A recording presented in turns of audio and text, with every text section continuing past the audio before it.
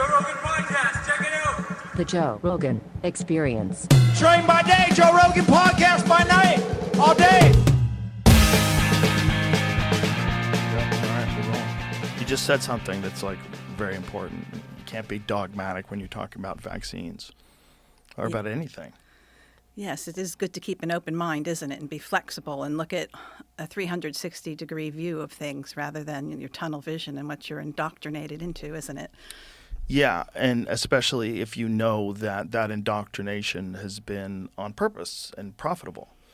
And, you know, one of the great things about your book is, first of all, your book's called Dissolving Illusions. I know I've talked about it on the podcast a bunch of times, but you also highlight a lot of things that we know are beneficial that somehow or another get lumped into nonsense, like even cinnamon. Yeah, cinnamon is a powerful herb, actually, and it's known to be helpful in glucose handling for a lot of diabetics taking it in capsule form now. I noticed at the end of my nephrology career that a lot of my own patients were taking cinnamon capsules, but it also has a lot of vitamin C in it, and I think that was probably one of the keys. A lot of those old remedies that we wrote about, the magic in them probably was the vitamin C in them. I dismissed all that stuff as total nonsense. I was like, oh, that's hippie nonsense, like echinacea, like get out of here. It's hippie nonsense. Garlic, come on, get out of here. But then the more I've read things, especially like garlic is incredible for staph infections for some reason. It is. And it doesn't develop drug resistance like a lot of the drugs that are engineered for it. The hippies seem to have got it right, I think. Well, it just that whole idea of natural remedies is so just universally dismissed by non-silly people. You know, when you say natural remedies, that's great. If you have a heart attack, go to a doctor, stupid. You know, that's generally people's appeal to authority. Right. But it's the doctors should be recommending those things too. Like they're good too.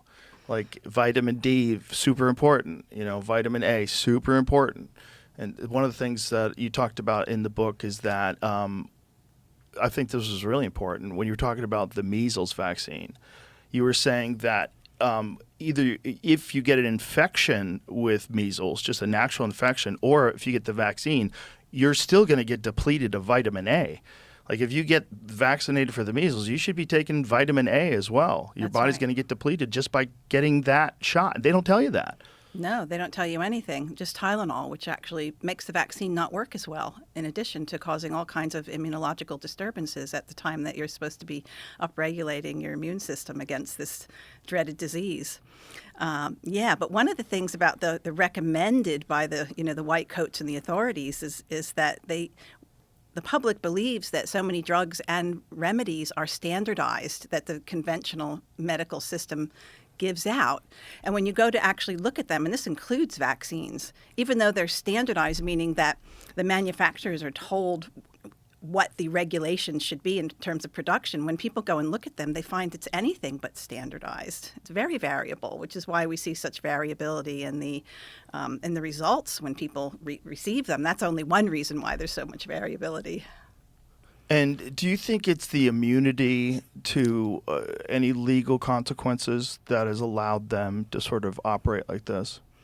Well, we certainly saw an explosion of their creativity since 1986. So in 1986, you're referring to the National Child Vaccine Injury Act that was passed in 1986. But before 1986, we had 1976, which was the swine flu vaccine fiasco. And that was a situation where there was so much injury that the vaccine-producing companies were no longer able to get insurance. And so they went to the government and they said, we need you to indemnify us, and they did.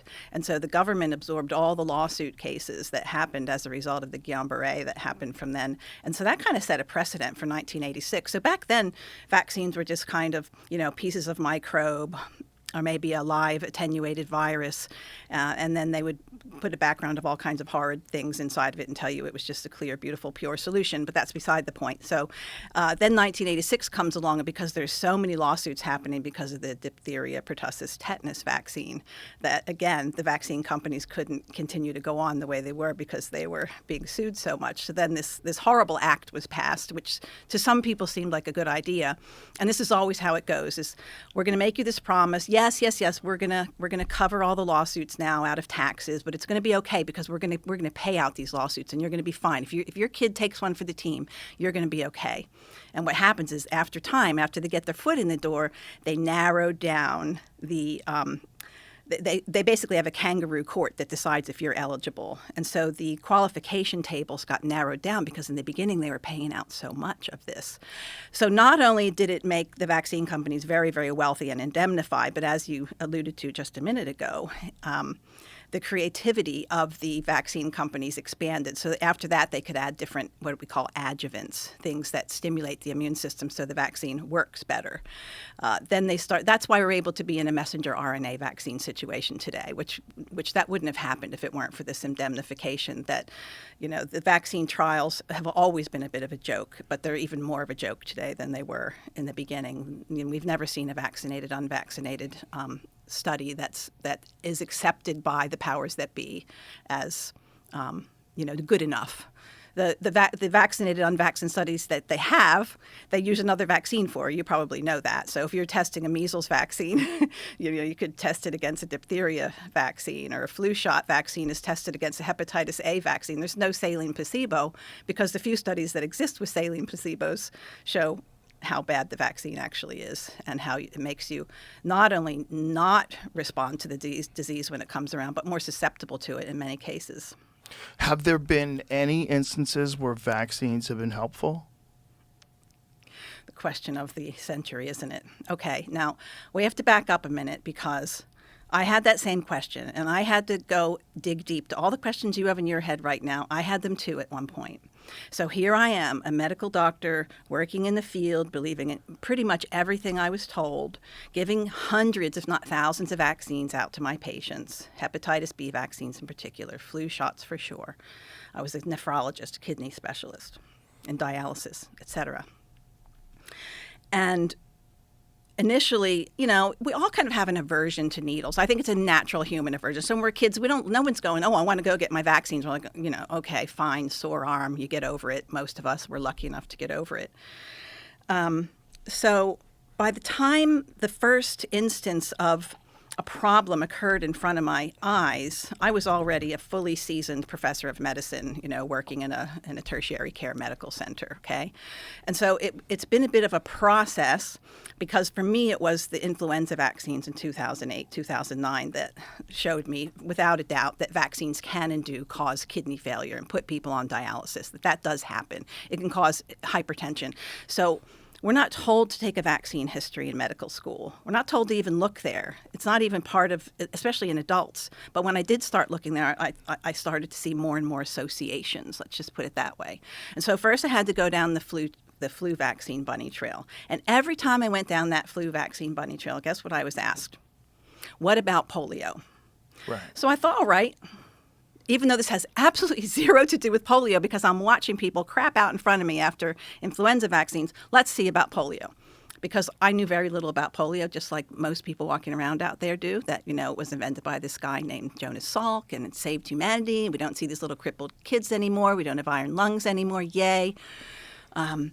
Well, I would have to say that the polio bunny trail was the darkest one of all. And so after polio then became smallpox, and I thought, we still have people walking the earth that have experienced the polio years. So I kind of like to stick to polio because most of the smallpox, people that would have been familiar with it are off the planet. But there's still some doctors around that'll talk about smallpox. Like a guy named Thomas Mack, who's probably close to 90, who was kind of ground zero in the 1940s and knows a lot about it and still says we shouldn't be vaccinating for smallpox today. So then there was that, and then everyone and their dog was talking about autism, and I didn't really want to have anything to do with autism because I was an adult doctor. I think we should adults. break down step by step, like Yeah. what about polio? Yeah. Everything starts with good health. That's why AG1 is a great addition to any morning routine and why I've partnered with them for so long. One scoop, once a day, simple, research-backed, and designed to support your whole body health. And it actually tastes great. You can forget juggling multiple pills and supplements. AG1 is a more in-one solution that combines a multivitamin, superior B complex, a blend of superfoods, and more. And more importantly, AG1 prioritizes using nutrients that are already in their bioactive form so your body can use them easily. Just mix it with cold water and you're set. No hassle, no guesswork. It's never too late to create a new healthy habit for 2025. So try AG1 for yourself.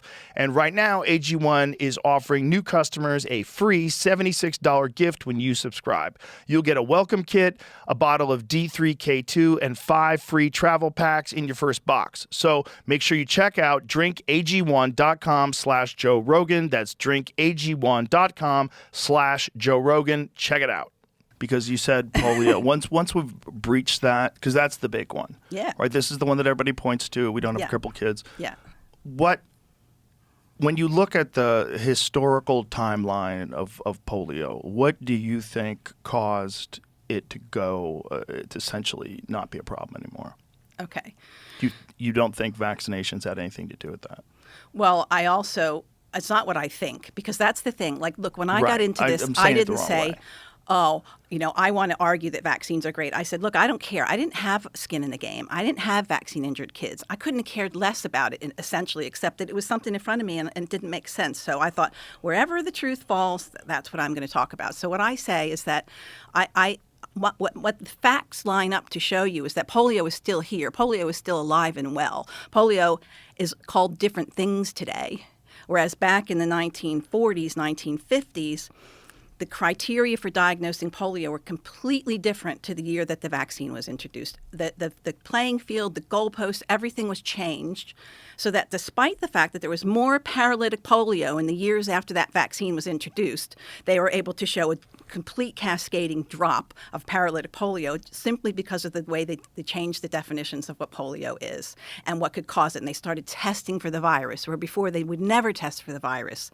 And when they started testing for the virus later, what they would find that people had Guillain-Barré syndrome, they didn't have virus, or they had Coxsackie virus or echovirus, or they were lead poisoned or mercury poisoned, which was the mercury and lead were the leading treatments of the day, including bloodletting. They were telling people to take your cigarette and put a little bit of arsenic in there. It's good for your lungs. Yeah. They were literally blowing smoke up people's butts. Like that's where the term comes from, because if you want to Google that now, you'll see that there's an I've instrument actually that does heard it. Yeah. So, the polio story, where to even begin? And so there's about 70 pages. And so that became my obsession. So when people said, what about polio? And I started digging this up, I went deep into it. Did you dive into pesticides? Yes, you have to dive into pesticides. Because the tonnage of production of DDT absolutely mirrored the diagnosis for polio in the days. And the countries that still make DDT today is where we're still seeing this paralytic polio situation happen. And also, weren't the first cases, did they break out in a rural community? The first cases of polio, yes. In the United very States, good. paralytic Yes. polio. Yes, it was out in the countryside. Well, and that was probably more because of the sheep and cow dipping. So arsenic, you'd have to look at arsenic, you have to look at the mercurials, you have to look at the calcium arsenate, lead arsenate sprays that were put on trees. But what you're talking about in particular, they would call the cow disease. They would go out in the family, when you would go to the house, they'd say, all the kids have the cow disease, what the cows had before. Well, what were they doing? They would have these trenches. You talk to farmers, even today. Oh, yeah, we had trenches. We would just walk them straight through, and I'd be soaked with the stuff by the end of the day. Oh, my God. Yeah. So they're basically soaking and bathing in arsenic, which is great for killing fleas and ticks. But it's not really great for keeping your nervous system happy, because the fact of the matter is, and this again, I've got medical references, everything. I can't get away with making stuff up, okay? I have to put a reference for everything. But arsenic causes the exact same spinal pathology and fevers and everything. It literally mimics what they were calling polio and a polio virus back in the day. I read this crazy statistic, and I still can't believe it's real, that 95 to 99% of all polio is asymptomatic. That's exactly right. So polio virus is what we call a commensal. Just like you have staph on your skin and strep on your skin, and it actually serves a purpose. It keeps other microbes in check as long as you don't get a cut and have not a good immune system to deal from the inside out. So polio, the reason I can say that polio is a commensal is because, again, there are medical studies that showed that people who dared to get on the edge of some of these wild native tribes down in South America or elsewhere, but in particular I'm talking about a South American tribe called the Javante Indians. So the Indian Health Service got to the edge of it and bargained that they would get some stool and some blood from the tribes so that they could test it for polio. And what they found was 98 to 99% of every person they tested, and it was hundreds of people, had evidence of immunity to all 3 strains of polio. And they said to them, well, where are all your crippled children? Where's your short legs? Where are the people that died of respiratory failure? And they were like, we don't have any of that problem. So it was well known. Could it possibly be that whatever you're calling polio evolved and became less powerful over time and more contagious? That does happen with some viruses, right? Most viruses in nature don't become more problematic as they go through the human system. They become less problematic. Remember Right. the whole COVID thing. Like in the beginning, people were getting super, super sick. It wasn't as contagious, but it was more virulent. And as it attenuated into the human bodies, it sort of kind of fizzled out a bit. And then we got the Omicron, which was less. It was more spreadable, but it was much less pathological. And that's the natural process that happens. So when you're going to have real problems with microbes, they're usually going to be reverse attenuated, meaning made more lethal in a lab, and then they're introduced into the population. And look, I'm not making this up either. 1916, Upper East Side, Manhattan, there was a Rockefeller lab that their specific stated goal was to try to create the most pathological, neuropathological strain of polio possible. And they did that by taking monkey brains and human spinal serum and injecting it into monkeys. And there was a big problem with that, which was released into the public by accident. And the world experienced the worst polio epidemic on record, 25% mortality. That's unheard of.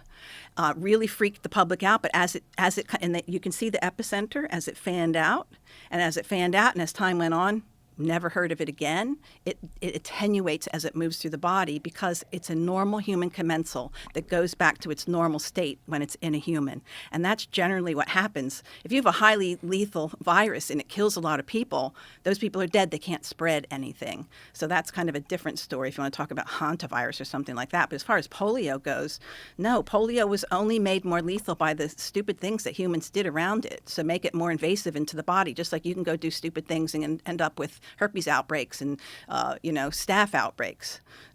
Polio virus is a normal commensal. It used to be until we obliterated it with oral vaccines and replaced it with vaccine strain. But the wild strains are normal human commensals. So there's vaccine strain polio that just comes from a vaccine and is transmissible? Absolutely. Today, it would be the oral polio vaccines because they're the live strains, and they're still giving them pulse fashion all throughout India.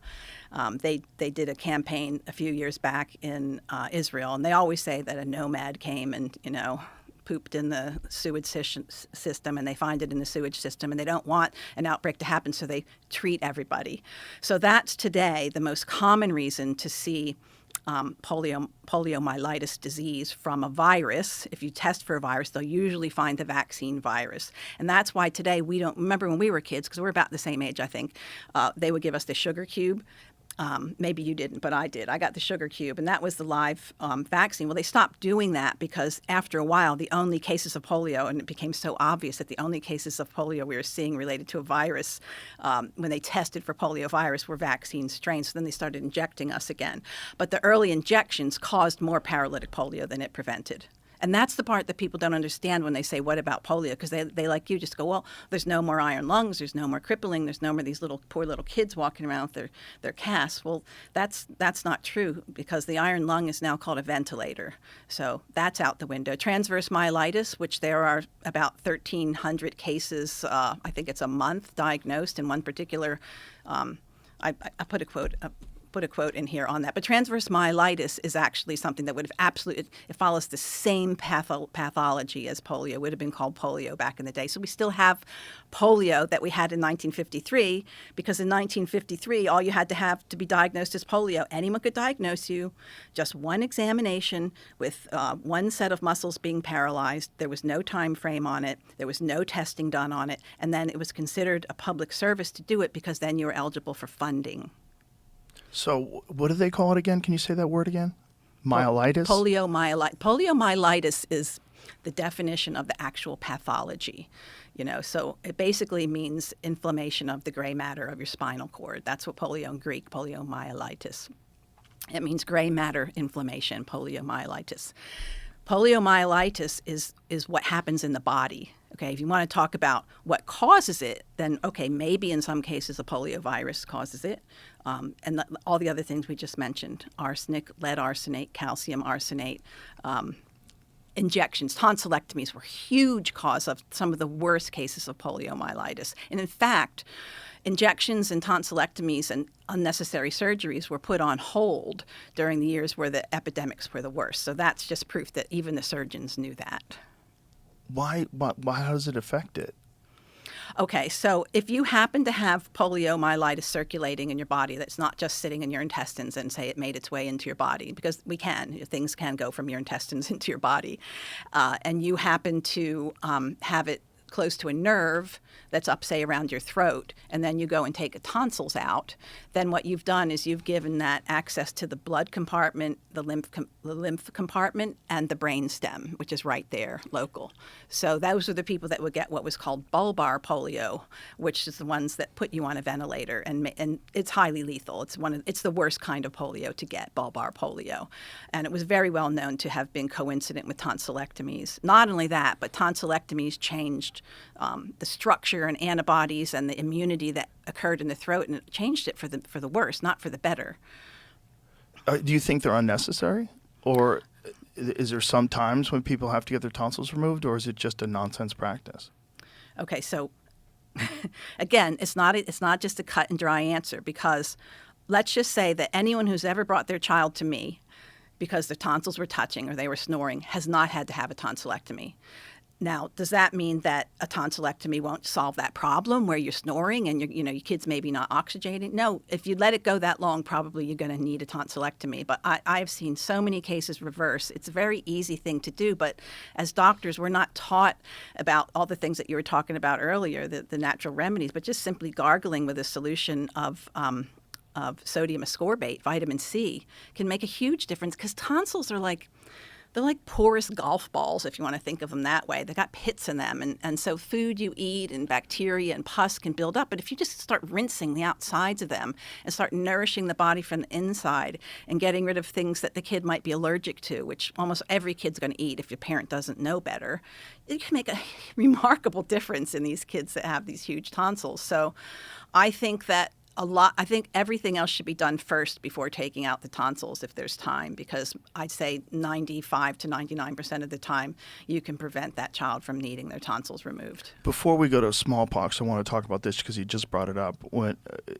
of the things that Brett Weinstein has explained to me is that aluminum is the concept is that giving someone a shot with aluminum in it and triggering an immune response, if they're eating certain foods during that time, they can then develop an allergy to those foods, like certain people with peanuts and various things like that used to be very common for people to eat, but then a bunch of people developed like pretty severe food allergies. And he makes this connection that he believes it's a reasonable connection to say that there's something. Absolutely. 100%. And it's not just something he's dreamed up. Again, provable medical literature in the book, Dissolving Illusions. The physiology, the pathology is known. It's very well known that the vaccines that have aluminum in them skew the immune system. So the immune system kind of just, if you want to break it down just really simply, you have your Th1 arm and your Th2 arm. Your Th1 arm is your really important one. Those are your T cells, your lymphocytes, the cells that, chew up any garbage that's going around. That's the part you want activated in any infection you have, whether it's COVID or measles or smallpox or whatever. And then you have your Th2 arm, which is there mostly to deal with parasites and things like that, and it's mostly an antibody arm of immunity. That's the one that vaccinologists are obsessed with, making sure there's enough antibody. So the vaccines that have aluminum in them, as opposed to the live attenuated vaccines, which don't have aluminum. All the other ones do. So your DT, AP is going to have aluminum in them. All your killed vaccines are going to have aluminum in them. And that is very well known to trigger that Th2 response, which is the allergic response, which can set up your body for autoimmunity. And so part of the purpose of breastfeeding, which is part of the blueprint for humanity and every other mammal, is that the mother is able to introduce antigens in the world to her baby through her own breast and things that she's been eating and breathing in, and then the baby's able to develop tolerance. So, while vaccine scientists are obsessed with getting antibodies and ramping up an infant's inadequate immune system, the fact of the matter is that it's more important to learn what not to react to when your immune system's developing rather than to becoming defensive against every microbe that could get you. So that's kind of the paradox there, and kind of one of the battlegrounds for, immunology within immunology. And for those of us out here that are going, what are you doing here, Anyway. You were also talking in your book about the importance of breast milk and the amount of nutrition that's in breast milk for a child and what it does for a child. And the differences in their immune system, the differences in a lot of different aspects of their development, which is pretty fascinating. And most people kind of just assume it's food. It's just food. But it's a lot more than that. It's so much more than that. And I was actually quite startled when I really went down that rabbit hole to see not only, it is food. It's excellent nutrition with short-chain fatty acids and sugars that the baby needs. It actually trains your gut to be healthy in the long run as an adult, which trains your immune system as well. But what that mother is putting through her breast milk, things like something called HAMLET, HAMLET, which stands for human alpha-lactalbumin made lethal to tumors.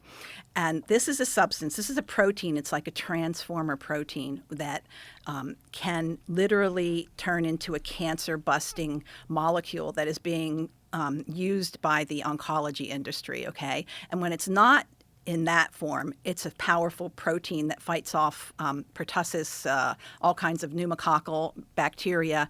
And when it's not doing that, it's food. Okay, so it's like it's got so many different purposes. Stem cells are coming through that mother's milk. Activated T cells. Activated T cells have another substance in them that is kind of hijacked by the oncology industry, and that is when they're immunosuppressing kids for leukemia or whatever, and they come in contact, say, with chickenpox. What they can do is get somebody like me, who's immune to chickenpox naturally, and take my memory T cells that remember that, and there's a substance in there called dialysable leukocyte extract. When you put that into another child, even if whether they eat it or inject it into them, it transfers cellular, that Th1 important arm of immunity I just told you, it transfers it onto them and protects them for a long time. So that's kind of in the old days when mothers had measles in the old days and normally, and they were able to pass this powerful immunity through that DLE factor, as well as all these other things, including preformed immune globulins. I mentioned something like 80,000 stem cells. It's just incredible. And we still have only hit the tip of the iceberg in terms of what we know about breast milk. But breast milk also, it's been proven again that if you are gonna vaccinate your baby, if you're breastfeeding, the vaccine will bring that baby more into a Th1. If you're not breastfeeding and you're giving formula, that baby's going to move more into a Th2 in response to that vaccine. So, if most women understood the powers of breast milk, they would do everything possible to be able to do it. I think you make a very compelling point for that. I think it's arrogant that we could assume that we could replace something with you ever read the ingredients of formula? Yep. It's like, how could that be good? I know. Parasites. We have parasites that have been parasites upon humanity for such a long time. And that's what happens, is that something is discovered, and for some people maybe it can be a good idea, but then the parasites take it and want to. So when it came to breastfeeding, it was, you don't have to do that. You don't have to bother yourself like that. You don't have to pull your boobs out in public. You don't have to become a dairy cow. Just strap them down. The milk will stop, and then you can start putting this wonderful. When I was a kid, I was fed soy milk in a warm plastic bag. That was the fad then growing up. So the formula industry is a huge moneymaker, and some women do prefer it. Fortunately, 75% of women in the USA today do initiate breastfeeding. So that's very much better than the polio days when almost nobody was breastfeeding and they were using milk in the infant formula that had been contaminated by what the cows were eating. Oh, my God. And so that was another part of the polio story that's not been told. So the cows were all eating these pesticides Yes. and herbicides. Yes. And the cows were getting sick with it. And then these people were drinking the milk from that cow and getting sick as well. And eating well, the meat. The cows wouldn't have been necessarily getting sick from it, but it would be concentrating in their milk. And so the milk would have been expressed. But you just brought me back to another place. Cows were also used during the smallpox era, and what you're saying is true about that. So they would basically take what they thought was... Sorry, it's just so dark that sometimes you have to laugh. But they would take pus from other animals, scratch it into the belly of a cow, then take the pus off of the big pimples that would form on the belly of a cow. The cow could become very sick, and yet that cow could still be butchered up at the butcher shop. The butcher would get sick with pemphigus or some hand and mouth disease, or the things that the cows normally catch. And so those cows could still be used to produce meat in those cases. I don't know that it was used to produce milk. I don't think that would have, I don't know. But I know it was used to produce meat because the butchers were getting sick and the people that were eating the meat were getting sick. And certainly the people that took the vaccines that had certain who knows what in them, because it was shown like into the 1970s, 80s, and even recently, I have a reference from after the year 2000, that there was more bacteria and fungus in the smallpox vaccines than there was smallpox virus. So it was because they had this thing called pure lymph, which was pus that came out of the horse's foot, or a donkey's pus skin, or a cadaver of a human, or a cow's ulcerating udders, and scraped into glycerin and called pure lymph, and marketed all over the world as look, Joe, this was our success. This is the one vaccine that eradicated a disease. Can you believe that fairy tale? I'll tell you another one. Like that, it doesn't get crazy. This is our success. This vaccine that I had described in great detail with what was in it and what people saw under microscopes and then later tested genetically was what was called a quasi-species, meaning they don't even, after a while, it became its own thing. It wasn't from a horse anymore. It wasn't from a human anymore. They called it humanized horsepox when they genetically characterized the dry vax, and then ordered that every dry vax specimen on the planet be destroyed. I think that was around 2009. Why did they do that? Good question. I don't know. Hiding the evidence, possibly. But they now have a new vaccine, which doesn't work. But they wanted to bring this one back. When I was in the peak of my career in 2003, I got a letter on my desk stating that they needed people to get vaccinated for smallpox so that those other people that were getting vaccinated would have somebody that could treat them that would be immune to smallpox, because it's well known that if you get a smallpox vaccine and you get these horrible scabs, that you're going to spread smallpox, and you're going to have a horrible itchy time of it, secondary infections. You will need a doctor at some point. Well, it turns out that the trials that they did on super healthy people, soldiers that were in top shape, were so bad in terms of cardiac disease and other diseases that the government put it on hold for a second and said, oh, no, we can't do this. Meanwhile, guess what? They were using the same vaccine in the 1700s and 1800s. Late 1700s, all through the 1800s, into the 1900s, they would sometimes, you probably saw the picture of the child's arm, considered a good take, 5 huge ulcers on the arm, with sanitation being what it was, No antibiotics. Can you imagine having your baby have 5 scars on its arm, ulcerating from these things, having fevers? Sometimes the arms became necrotic. Sometimes the disease spread all over the place. And there was nothing but to give them except bloodletting, mercurials, and arsenicals, and heating them up in a dark room with no sunlight. That was the treatment for smallpox. So you tell me why smallpox was so lethal. This episode is brought to you by Farmer's Dog. It doesn't matter how old your dog is, it's always a great time to start investing in their health and happiness. And thankfully, the Farmer's Dog makes it easier than ever to feed your dog a healthy diet of real meat and veggies.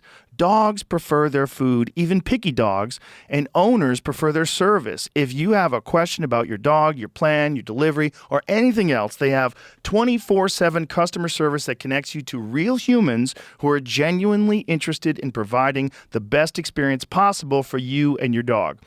They give you detailed instructions on how to transition your dog to fresh food and even pre-portion it for your dog's specific needs. Feeding your dog healthy, human-grade food shouldn't be complicated, and with the Farmer's Dog, it isn't. The entire experience from box to bowl is a breeze. So, try the Farmer's Dog today and give healthy, freshly made food a try. You can get 50% off your first box of food plus free shipping. Just go to thefarmersdog.com/Rogan. Tap the banner or visit this episode's page to learn more. Offer available for new customers only. Well, what's fascinating also is that most people aren't aware of the general public health conditions during the time of the smallpox outbreak. That's right. And the way people lived is almost unheard of. You wouldn't be able to imagine just the smell of human feces everywhere. Like, streets were filled with outhouses. There was animal shit in the streets. It was no sanitation. There's no running water. It's a disaster. And there's no good food. So you got malnutrition, you're exposed to numerous pathogens and just in waste. You probably have fecal matter on everything. It's probably unavoidable. It tracks in your house. It's everywhere you go. It's your drinking water. Oh, the yeah. drinking water was you would skim the top off for your drinking water back then. And we know that co-infections make any primary infection worse. You know, if you have measles and you get a co-infection, it makes it worse. COVID with a co-infection, anything makes it worse. You end up with, pneumonias and pus pockets in your lungs. So, yeah, thank you for that description. I don't think I could have done it much better myself. But that was normal. Go watch Gangs of New York. Yeah. That's obviously a drama, and it's probably not completely accurate, but I bet it's pretty close. Yeah. I bet it's pretty close to how people lived back then. Yeah, the slums, like you can actually, like in here, it's not all medical articles quoted. Some of the quotes that we use are historical quotes from, anthropologists that would go through the slums in New York. The Ellis Island was just bringing people in, and they would sometimes have 20 people in one room with no privy, dark, like you say, the sewage would run underneath the house, so the smell of it would be coming up through the whole time. And then you'd have them working 16 hours a day at the age of anything upwards of 4 to 5 years old could be sent to either coal mines or canneries to bring money in for the families to barely survive. So people weren't being paid very well. But you just said smallpox being what it was. But what people don't realize is that in the 1600s, late 1680s, doctors were describing smallpox as one of the easiest diseases to treat if you simply just supported the human. Again, quoted that. And then what happened is the Industrial Revolution, and people were taken with the Land Enclosure Acts out from the farms and brought into cities, which didn't have the pigs basically were the garbage men back then. So the pigs ran wild. Thank God, because if they didn't, it would have been even worse. Horses were your cars, so the horses were dumping everywhere. Some people they said there was a foot of horse manure to get through to walk across the street. So it was horrible in pretty much every way you can think of, and then the human oppression on top of it in terms of the poverty that was there and the wealthy elite at the top kind of, living the good life. But it was starting to filter up to them at some point, which is why it was actually individual people that sponsored the first public drinking fountains and things like that. It was probably partly to save themselves. Because if you can stop disease from running rampant through society, look, they still had to go into the cities to get things. Right. And even if you sent your servant into the city, your servant could bring you home something lovely from the city. Yeah. This is not the picture that was painted when we were children of what society was like. No, we were told that this vaccine was so important and it was so effective that we don't need it anymore. I actually ended up with one when I was very young. I think what we're talking about when we're saying the conditions, that these conditions aren't known to most people, and that these conditions coincide with these diseases, and it's probably not just a correlation. So the conditions correlate with the diseases, and the conditions also correlate with the death rates. Okay. And so there were many of the diseases that we're talking, say just diarrhea. Do you know diarrhea killed more people in the Civil War than bullets? Yeah. And lots of other wars, diarrhea. Diarrhea can be caused by lots of things, nothing that we vaccinate for, essentially. Today there's rotavirus, but that wasn't a thing then. It was more, typhus and things like that. So, and cholera. Are they getting it from water? Yeah, that's what that would have been, because they would be out, in the bush or the trenches, drinking what they could. So, redirect me again. We were just talking about the So the diseases that there were never any vaccines for, we see the death rate come down at the same exact avalanche as the diseases that we did vaccinate for. And in some cases, there's a little blip when the vaccine comes up and things get worse for a bit and then come back down. So again, the point of the book was just interpreting the data that's existed for a really long time, vital statistics throughout the world as to the decline in death rate. In some cases, the disease rates went down too, but the most important thing was the death rate, because that's what your baby could die. You have to have a vaccine, right? It's not your baby could have a rash. Right.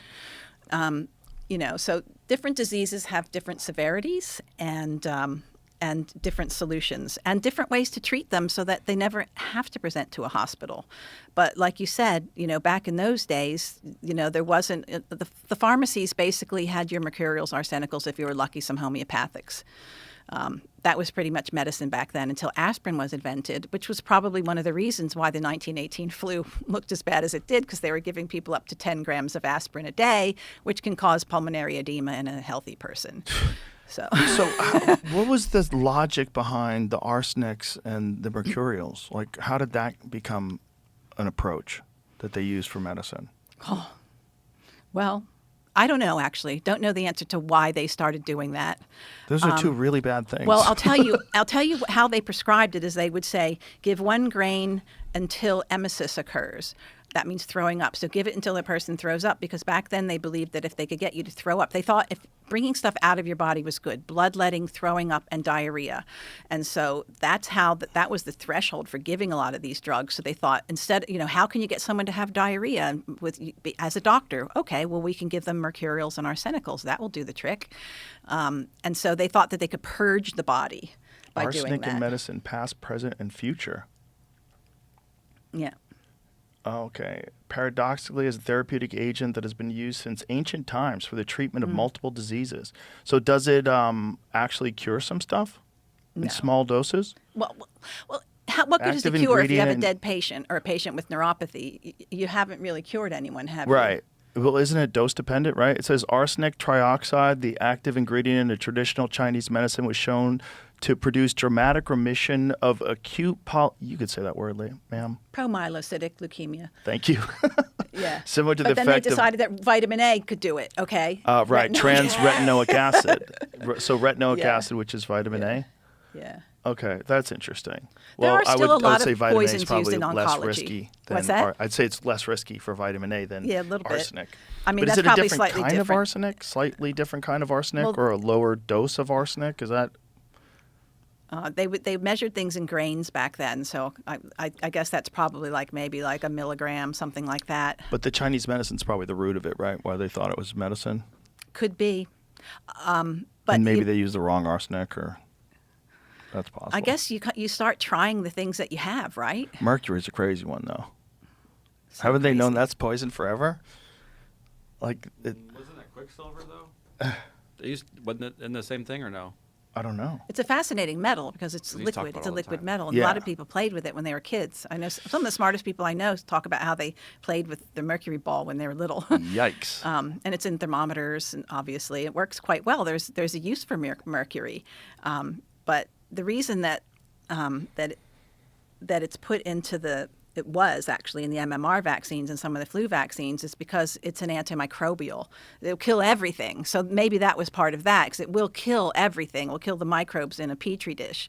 So in order to, because this is one of the realities of vaccine manufacture, which I want your audience to understand, is that vaccines, while it might look like just a clear liquid, in order to make a vaccine, you have to have either a cow that you put ulcers on and scrape the pus off, or you can evolve it as it had evolved to maybe getting some tumorous cells that came out of a Cocker Spaniel's kidney, or monkey balls, or monkey kidneys, and you plate those cells out, and then you inoculate it with what you want to grow to put in your vaccine later.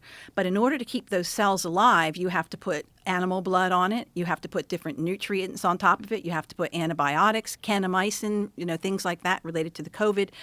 Here, mercury. Okay, so in the end, you can make sure when you have your final product that if you put a little bit of mercury in there, that it's less likely for any of the fungus or the spores or the bacteria or the adventitious viruses that you didn't know about that were there before will be in your final product. Wonderful. So you have a product now that you can be not completely sure has any of these deadly microbes, but now has mercury, which the only places it's actually okay to have on the planet, mercury, is in vaccines, your tooth, or toxic landfill. So if you were to drop a vaccine at a vaccine clinic onto the floor, the hazmat guys would come in. You're not allowed to just pick it up if it's a mercury-containing vaccine. The hazmat people have to come and take that away.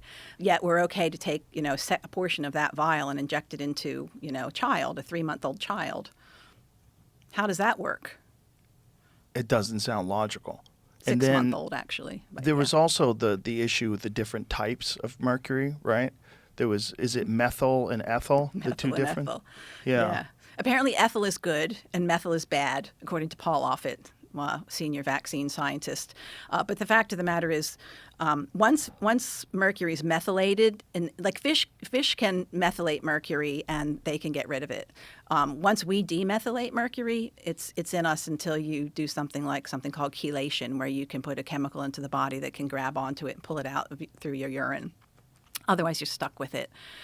So in my opinion, all mercury is bad, shouldn't be put into humans, shouldn't be in our food sources, shouldn't be in our environment, except for in the look, you can even find uranium in nature, right? It's what people do to it to concentrate it and how they use it that becomes a problem.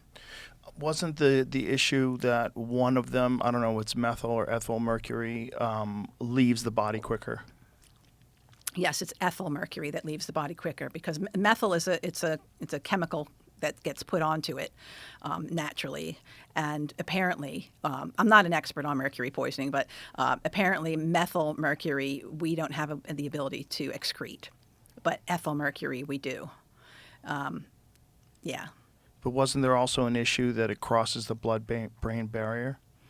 Well, anytime there's inflammation, anything can cross the blood-brain barrier. It's the aluminum that we really know crosses the blood-brain barrier, and that's still in vaccines today. And anyway, we'll get into blood-brain barrier if you want to. That's a whole other Sure. story. But yeah, so mercury, obviously, it can get into the brain. It's found in the brain. It can get into your adrenals and your other glands and important areas of your body. And even the thing is that even at such low levels can cause problems. It's no neurotoxin. Has no place for circulating or being deposited in the human body in any form. But isn't it fascinating that they've done such a good job promoting this that people are going to get outraged at what you're saying? They've done such a good job. Welcome to my life. And you've got a lot of courage. I don't want to commend you for that, because writing that book and being here talking about it takes a lot of courage. And it's from regular people who want to believe the vaccine. They're scarier than anybody. The people that are just rabid vaxxers. And they stand for science, like they're the warriors for science, and they get very aggressive about it. And they don't even want to breach the subject. They don't even want to look at it. Because the more you look at it, if you're a logical, rational person without like a deep-seated ideology attached to vaccines, and you just looked at the reality of it, you just go, what is this? Yeah. Like, how did you trick people into injecting, how many a year now for kids? What is it? In the 70s. I believe we're in the 70s. That's insane. Yeah. And then you want to demonize anybody who says anything about vaccine side effects. You are the craziest of kooks. They come down you with the hardest publicity campaign. It's so transparent. You see it coming a mile away and you're still shocked by how blatant it is. And no one wants to look at the actual issue itself. And no one wants to say, like, well, is she right? If you read your book, is she right? Mm-hmm. Well, if you're right, and I think you're right, like, we've been lied to. And we've been tricked into thinking that this is all settled science. And that's what's infuriating. It's not that it's anti-science. It's like, this is not science. What you guys are doing is not science. You've subverted, you've perverted that notion. And you've done it in an amazing way. I mean, hats off to you. What they've done in terms of, like, brainwashing people to believe that all this is, it's not just necessary, but it saved millions of lives, and anybody that is against it in any way, shape, or form is a quack, and you should be deplatformed and never talked about again, and polite public society and cocktail parties, you'll be shunned. Yeah. Well, the way they were able to get away with it is 226 years worth of propaganda, because the fact of the matter is that ever since the beginning of the smallpox vaccines, there have been vaccine deaths. The reason, and look, we've added, I brought you a special copy. This is a limited edition. In the 10th anniversary edition, we added 200 pages. And we added a chapter called the White Plague. The White Plague is also tuberculosis. Tuberculosis was a side effect of the smallpox vaccine. Tuberculosis rates were rampant. And in fact, the inventor of the smallpox vaccine, his child died of tuberculosis, and so did his 2 test subjects that he used. And it was well known to follow smallpox. Lots of doctors talked about it. But in about 2 or 3 years after the vaccine was accepted in England, you hear doctors speaking out about it, cursing the day they ever agreed to do it to people, to children, to anybody. And so what happened is that the government came down harder and started making it mandatory and would take your furniture away and started intimidating the doctors. And that's an age-old thing as well. And I experienced it. And any doctor that's ever stepped out of line and said something bad about vaccines will either be intimidated or worse. So 226 years of propaganda, and so I'm just going to give you one example, and I'll give you a copy of this to have, and you can put it up later if you want. But in 1984, because there was so much going on in terms of the public learning about the problems with the diphtheria, tetanus, pertussis vaccine and the polio vaccines, that a federal register was issued by the government and went to all health departments in the United States, which is supposed to be just kept there and never circulated. And it said, quote, "Any doubts, whether or not well-founded, about the safety of the vaccination program must not be allowed to exist." That's literally what it said. It's straight out of, George Orwell. Lenin. So you had that, and then you have the changing of the goalposts and the outright lies within scientism, because it's not science, it's a religion that calls itself science, and we still are a victim of that today. Most science today is sponsored by the very people that are going to profit from it, and I think. And even Jenner, who invented the smallpox vaccine, never did a scientific study. He never did a controlled study. He never did non-vaccinated people, vaccinated people, and then expose them to smallpox in a large enough group. He would cowpox them and then expose them to smallpox. And it was well known that smallpox followed cowpox. So it's just been, look, again, I never expected to be here. I just wanted to be a healer. I just wanted to be a doctor. I wanted to be a nephrologist and teach medical students and make the world a better place for people. That's all I ever wanted. This is a nightmare for me, actually, while I've met some incredible people and I've had a really good life and I have no regrets and I would do it all again, no doctor wants to be put in a position where their integrity is doubted, their sanity is doubted. And if you want to pull up a page called... It is called Rational Wiki, I think, maybe. Anyway, I'm considered a Sith Lord, a very, and in fact, I didn't know what a Sith Lord was back then. I had to actually look it up, so I'm like Darth Vader. So it was a bit of a compliment, but on the other hand, most doctors can't tolerate being called quacks or having their reputation destroyed. And I went from treating the CEO of actually the head of the laboratory at my hospital for hypertension to becoming, somebody that was doubted on every levels after a while because of one thing that I said, which was, can we stop giving vaccines to my sick patients, to people who are having chemotherapy while they're having chemotherapy, to my patient before I've even seen them on the ward? Can we just hold this up and give it to them on the day of discharge? That was my request in the beginning. That's how this all landed here. And had they not tried to intimidate me, doubt me, and pushed me to research and show that what I saw was actually real, I would still be lockstep working as a regular doctor, because there were some good things about it. So look, even if you look at what happened with COVID, let's just look at that. Like, how did they pass this off? Look at the media today. Do you know that they're giving COVID vaccines to 6-month-old children now? We know how bad it is. We know that it ruins stem cells in pregnant women. They don't give stem cells to their babies. The industry's upset because the placentas no longer have stem cells. They used to use those stem cells in research and cosmetics, et cetera. They're not getting them anymore because of what the COVID shots did to the placentas and those infants. That's not being talked about in the media. Nothing bad about the shots being talked about when we have Kevin McKernan and all these people looking at it going, there's SV40 in it. There was a staphylococcal endotoxin gene. There were 2 snake genes in there. It's a definite gain of function. Nope. We got to put it on the baby vaccine schedule, because any doubts whether or not well-funded about the vaccination must not be allowed to exist. That's why. That sounds like a religion. And it's been It going sounds like on. a cult. It sounds like a crazy cult that the whole world's been sucked into. Giving a COVID shot to a baby today is insane. 3 of them. They get 3 by the certain. You'd have to look up the schedule, but I believe it starts at 6 months, and they get 3 of them. Kind of boom, boom, Are boom. doctors really recommending this?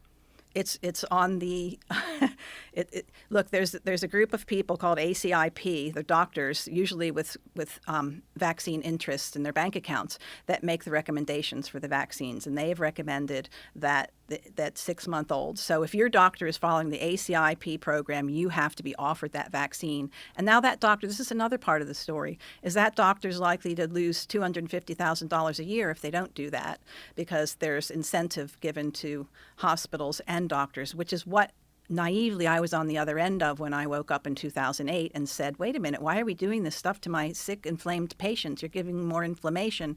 It's because the hospital would lose something like $40,000 if they didn't give a vaccine within the first 24 hours of admission.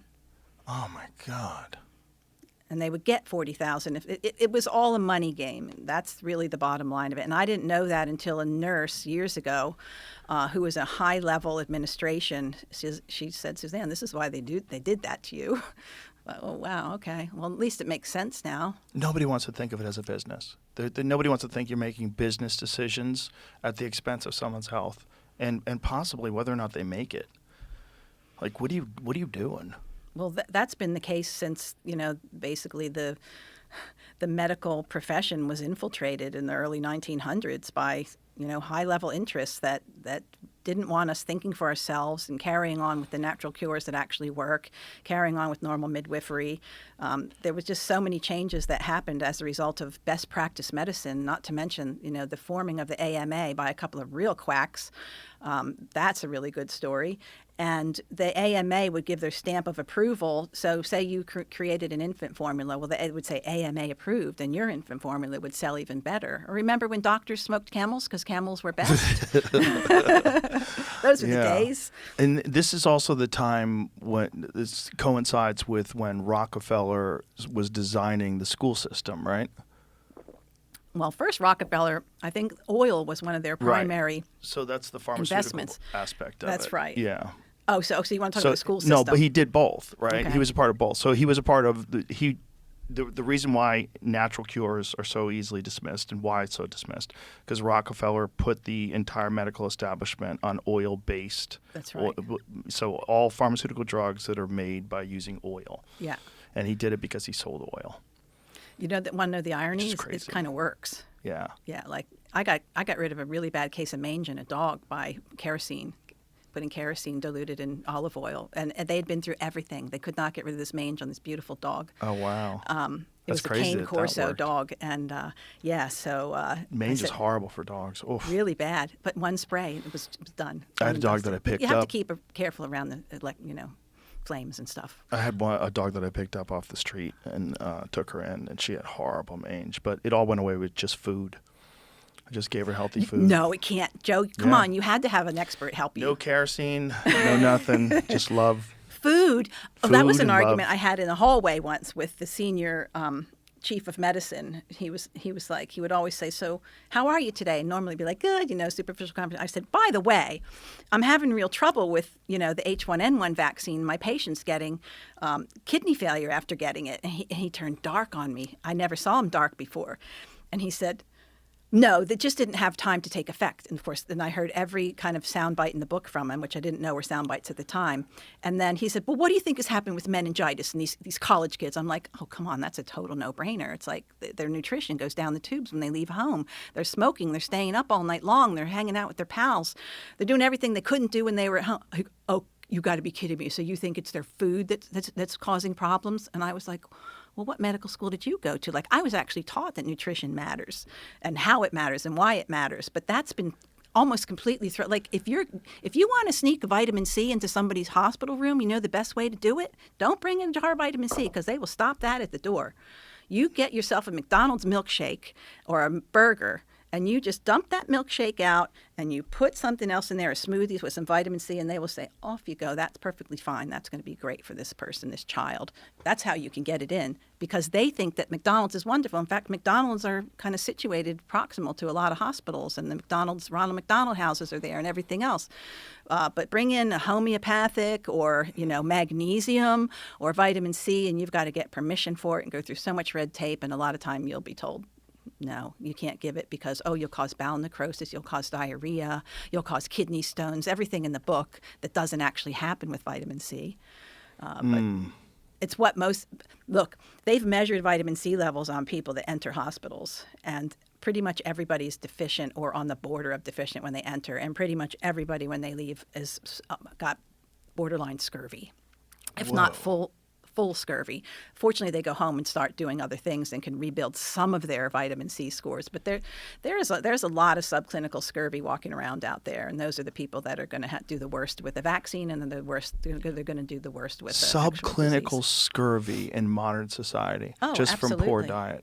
Well, it's not just the poor diet. So any kind of stress will consume vitamin C. A cigarette will consume 75 milligrams of vitamin C, and they tell you that you only need 190 milligrams a day. That's the FDA requirement. Wow. So you just have a few cigarettes and you've depleted your stores. So Whoa. we don't make our own vitamin C as humans. Humans and guinea pigs, we don't do that. And so we have to consume it. And we're reliant upon our fruits and vegetables or supplements to do. Or if you eat organ meat, you can eat the adrenals. They're loaded with it. But aside from that, it's your fruits and vegetables that are going to give it to you. So if you're under a lot of stress, or you're taking medication, or you have a lot of inflammation or arthritis, whatever, that's going to consume vitamin C, because vitamin C is an antioxidant as well as an antiviral, and good for your nervous system. So yeah, most people are walking around skimming the edge. If you can see kind of a red line on some people's gums, they're probably vitamin C deficient. If your gums are bleeding a lot when you floss, you probably need some vitamin C. And you could have an infection too, but it will deal to the infection as well as the integrity and the collagen inside of your bones and your soft tissues. I mean, it's like one of those things that's so important it should be given upon admission to every hospital. And what's really crazy is if you're one of those people that thinks that all you need is a balanced diet, and you're eating like a piece of chicken and some lettuce, like that, there's no vitamin C in any of that, or not enough. Probably not enough. Yeah, chicken not and enough. lettuce won't do it. Yeah. If you're not consuming like some sort of liposomal vitamin C supplement, if you're not taking something on top of that, you're probably not at an optimal level to survive anything, it's like part of why we have so many metabolic diseases. We have bad metabolic health. We have metabolic diseases. Like it should be super obvious. Like, everyone's like really unhealthy and doesn't have any nutrients in their system. Yeah. And they're all getting really sick from all these different things. Yeah. Huh. Yeah. But everyone's like, no, you need medicine. You need a shot. You need a this. You need a that. You need to get on this. You need to get off that and get back on this. And you're a hippie if you want to just eat kiwi fruits and get your vitamin C from that, or have oranges or broccoli. Oh my gosh, broccoli makes you a total hippie. Or kale, forget about it. It's nuts. Now, see, we have a different kind of malnutrition today than we describe in the book. Back then, it was people were toxic from basically drinking poop water and being worked to death and having diseases all around them. And so they were protein calorie malnutrition as well as vitamin as well. Today, we have kind of dysnutrition, like DYS, dysnutrition, and that everyone's fat, so they don't really look malnourished. Pretty much, you go on a cruise or you go to the beach, even skinny people have big bellies now. Big belly is the thing. What was that? I said go to Bert Kreischer's house. Who's that? That's my friend. Okay, He's going to hate that you don't know who he is. But, so today we've got inflamed guts from, glyphosate and, the wheat that's been altered to make us inflamed and then just the chemicals that are added to our food and the vitamins that actually don't help us and set us back that are fortifying our, bread and milk, lack of vitamin D. So we have a different kind of a problem, but essentially causing the same bodily dysfunction. Yeah, the wheat thing I used to think was nonsense until I ate pasta and bread in Italy. And I was like, okay, why do I feel so much better? Yeah. Why do I not feel like I just ate poison? Because I love pizza. Oh, yeah, I who love doesn't? it. I love lasagna. Oh, Yeah. I love it. I love it. It's so good. But after it's over, I'm incapacitated for like an hour or two. For like a 2-hour period, you're just like a shadow of yourself, just. Yeah, and you think, maybe it's just the high carbs, but you just proved that it wasn't because in Italy you were okay with it. I ate a whole pizza in Italy, and I was waiting for it. I was like, I'm going to eat this margarita pizza. It's so good. I They did made it it in too. a brick oven. Yes. I was like, this is so good. I'm eating the whole pizza. I don't care. I don't care what it's going to feel like afterwards. I ate that whole pizza, and then I was like, where is it? Is it coming? It Waiting for the never hit. came. Never came. I felt normal. I felt like I just ate food. I was like, this is nuts. Like, no crash. Yeah, the bread in Scandinavia, same. That's what And I people think used to eat. People don't know that what's that? I said that's what people used to eat. It is like real food, real The grain. people need to understand, like, what they did was, and this is according to Maynard from Tool. Do you know Maynard Keenan, the lead singer of Tool? No. He actually runs a farm. He has vineyards, and he has like he's Caduceus is his wine label, and he's like really good at growing things. And because he has a restaurant, he was explaining to me that what they did is they just engineered it to have higher yield. So they put more. It's got more complex glutens in it. So it's not the normal organic wheat that grows in Italy, where they don't have genetically modified crops. Right. So you can still get that flour, and you can still get that pasta from Italy, and it's much more consumable. Yeah, definitely. But the American stuff is just thick. It's just your body's like, what is this? It just Yeah. comes in like sludge. It is interesting. It feels like I ate glue. That's what it always feels like Yeah. when it's over. Unless it's really good sourdough bread. That doesn't seem to have that. Yeah, I kind of agree. Like, I'm not gluten sensitive, but I definitely feel more awake when I don't have it. Yeah, it's not Good on for you, holiday or but when it's you want to go to so sleep. delicious. I know. It's so delicious. But this is also a problem, and this goes back to when R.J. Reynolds was going through all their stuff with the lawsuits that were coming from people realizing, oh my God, cigarettes give you cancer. They're not good to like smoke if you have emphysema. I thought they were good for. Add some arsenic and it'd be great. There was a movie, and I forget what movie it was, and it. Thank you for smoking. Well, there's that. But Okay. there was a movie where Leonardo DiCaprio was young and he was sick, and his doctor was prescribing cigarettes to him. Oh. And like the mother was saying, "Did you smoke your cigarettes that the doctor told you Yeah. to?" You're like, Yeah.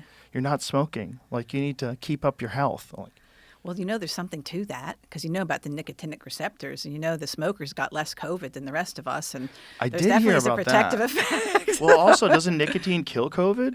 Like people were saying No. that nicotine. No, so that's what it is. That's how it kills Well, it. what happens? So the spike of COVID, which is the evil part of COVID, has all these horrible lab-engineered proteins encoded into them, and two of them are snake toxin proteins that bind onto your nicotinic receptors.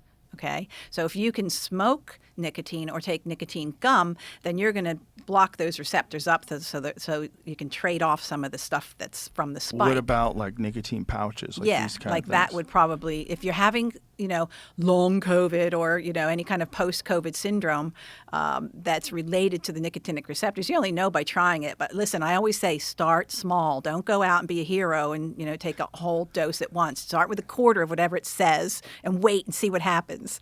Yeah. Because Or nicotine's a powerful drug. try a cigar. Pick up the cigar Yeah, habit. there you go. It's a wonderful habit.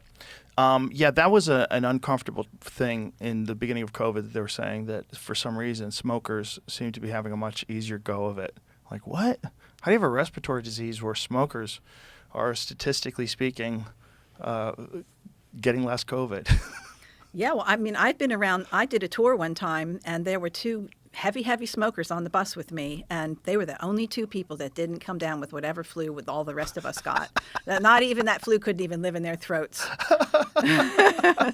It kind of makes sense if you think about it. Well, it changes the polarity of your mucous membranes, the charge of the cells on your mucous membranes, and that's probably part of why even the viruses can't adhere properly. We're not encouraging cigarette No, smoking. we're not at all. But we are saying it's But got if some you are, benefits. they should be non-cured, naturally cured. Oh, like American non-chemical. Spirits? Yes. Like those kind of deals? I get all my smoking friends to convert to that brand. Does that help? Totally. Oh, come on, are Yeah. you kidding me? You know how many horrible carcinogens there are. Do you know back I in the do. native days when they were smoking and people were smoking natural cigarettes, it was almost unheard of for them to develop lung cancer Right. with the natural tobacco. American Spirit cigarettes are No, not I'm sorry, healthier. they're absolutely wrong. It is. It's marketed as natural and additive-free, which may lead people to believe that they are a safer option. However, there's no scientific evidence to support this claim. They may even have higher levels of nicotine than some other brands. But the nicotine's not the problem. So That's exactly right. Just by them saying that that leads me to think that this might be propaganda. Yeah. Because saying that nicotine is not the problem, that's Who is our or source? rather saying that they Oh, might this have is more AI nicotine. overview. Okay. Oh, I'm just. But- But I understand. But AI should understand that Ask Tony nicotine. Hinchcliffe. Oh, He smokes that. I know he does. I'm just saying AI doesn't make sense. What doesn't make sense is that it's saying they might have more nicotine, but that doesn't matter. They're not addressing I the was just actual using that question. to skip time, to save time, so we don't have to go through the Oh, no, water. no. I'm not saying to you. I'm just saying to them. Like, No. what they're writing seems to kind of be silly. Marketing of American Spirits as natural can create a false sense of healthiness, which may make it more difficult for people to quit smoking. I think smoking companies wrote this. I think the other companies fed this information. Well, I don't you think, love the like, packages that Marlboro have the people people wrote that. spitting up blood on the packages and stuff? Do you see them, Oh, right? in England, you get those. No, they have it now. Oh, they have it in America Do they here? not have it? They See, used to I've- have it in I've America. been In living England, overseas, you'd go to so- England and they had photos of people with like That's rotten right. faces. That's where I first saw it. But it's moved to the rest of. I know it's hilarious. It's But- like they still buy them and smoke them. Well, the interesting thing is, and I'm glad you brought this up, is just cancer in general. Like, there's things that cause cancer that they're just everywhere. There's a lot of things in the environment can cause cancer, but sometimes things get into medications that can cause cancer. And what is SV40? I just wrote down SV40 while you were Okay. talking. And I'm just going to give you an example of what you're saying is correct. And the fact of the matter is that all cancers in humanity have gone up since the inception of vaccination. And my opinion, my educated opinion, is that our lifespan should be 120 years. And I think with the knowledge that we have and the wealth that we have on this planet, ingenuity we have on this planet, we should be able to be touching the 120-year mark more commonly than we do. So when vaccines started coming into humanity, we started introducing animal disease into humanity through the skin. And then we started doing intramuscular injections after the hypodermic needle was created. And then you started having deeper injections of animal disease and of chemicals and mercuries and things like that. So along comes polio research. And the polio vaccine, even to this day, is made on African green monkey kidney cells. Now, the African green monkey kidneys early on were basically taken out of their wild habitat in India, and millions of monkeys were brought to the USA for use. Unbeknownst to them, and discovered by a scientist named Dr. Bernice Eddy, is that there was a cancer-causing entity inside of the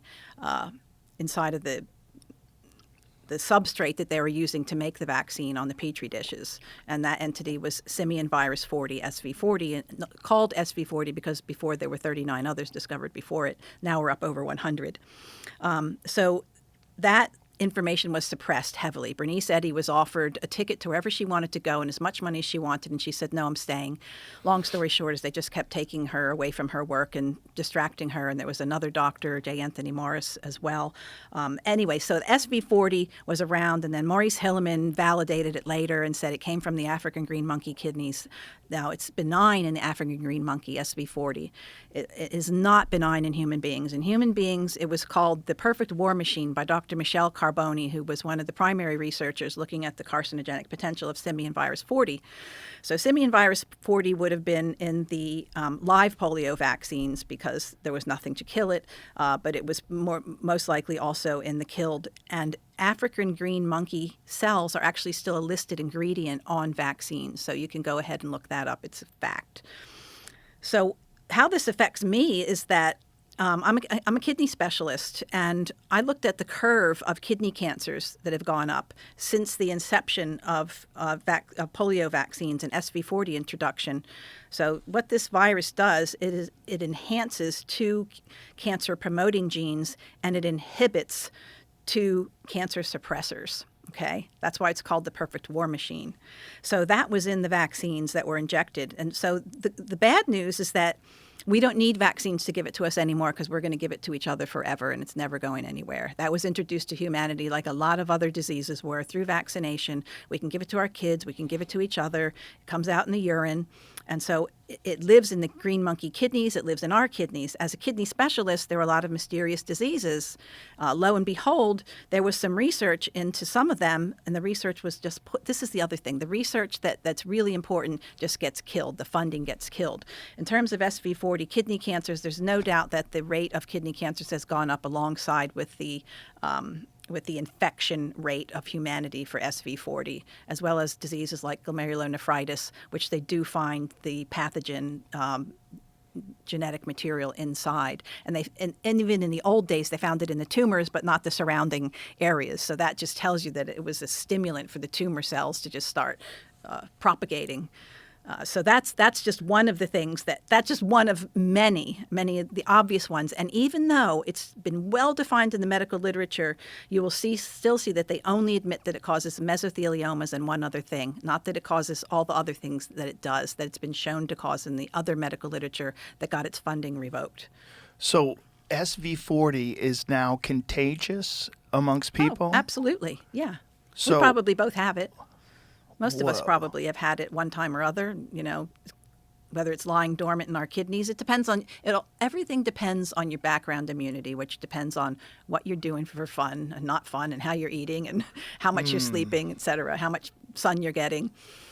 Sweating Yeah. gets rid of a lot of stuff. It's really good to sweat.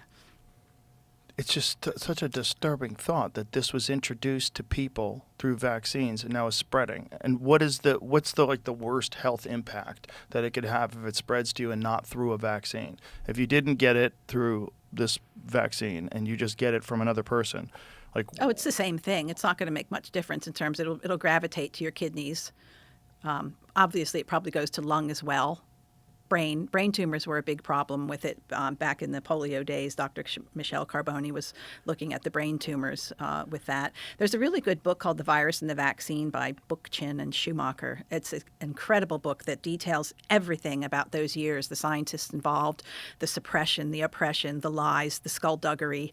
Then they would bring in the scientist who had no experience in actually detecting SV40, and lo and behold, he couldn't find it. And he was the one that got to make the ultimate statement on whether SV40 causes human disease or not. just how could they keep injecting that into people if they know this? Oh, and the stocks that contained SV40 were still basically being used by the vaccine manufacturers up into the 1990s and probably beyond, because there's two different kinds of SV40. You're making me remember a whole bunch of things that I thought I forgot. But there's the fast dividing and there's the slow dividing. There's two different kind of strains of it. And the original test, so when they made a vaccine, they would test it for 14 days looking for SV40. If it didn't have it, off you went, and your vaccine was good to go.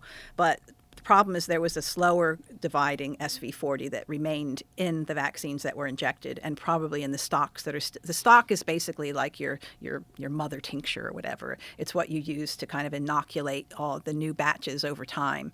And so the stocks were found. That's again quote attorney Stanley Kopp's quote in the book about the SV40 still being in the stock up and through the 1990s. And God only knows if they're still using those same stocks. I don't know, because I haven't gone into the more modern times of SV40. But yeah, we all have it, and there's no doubt in my mind that it's just like another one of the things that the parasites have finally pretty much put into us to set us back. Demons.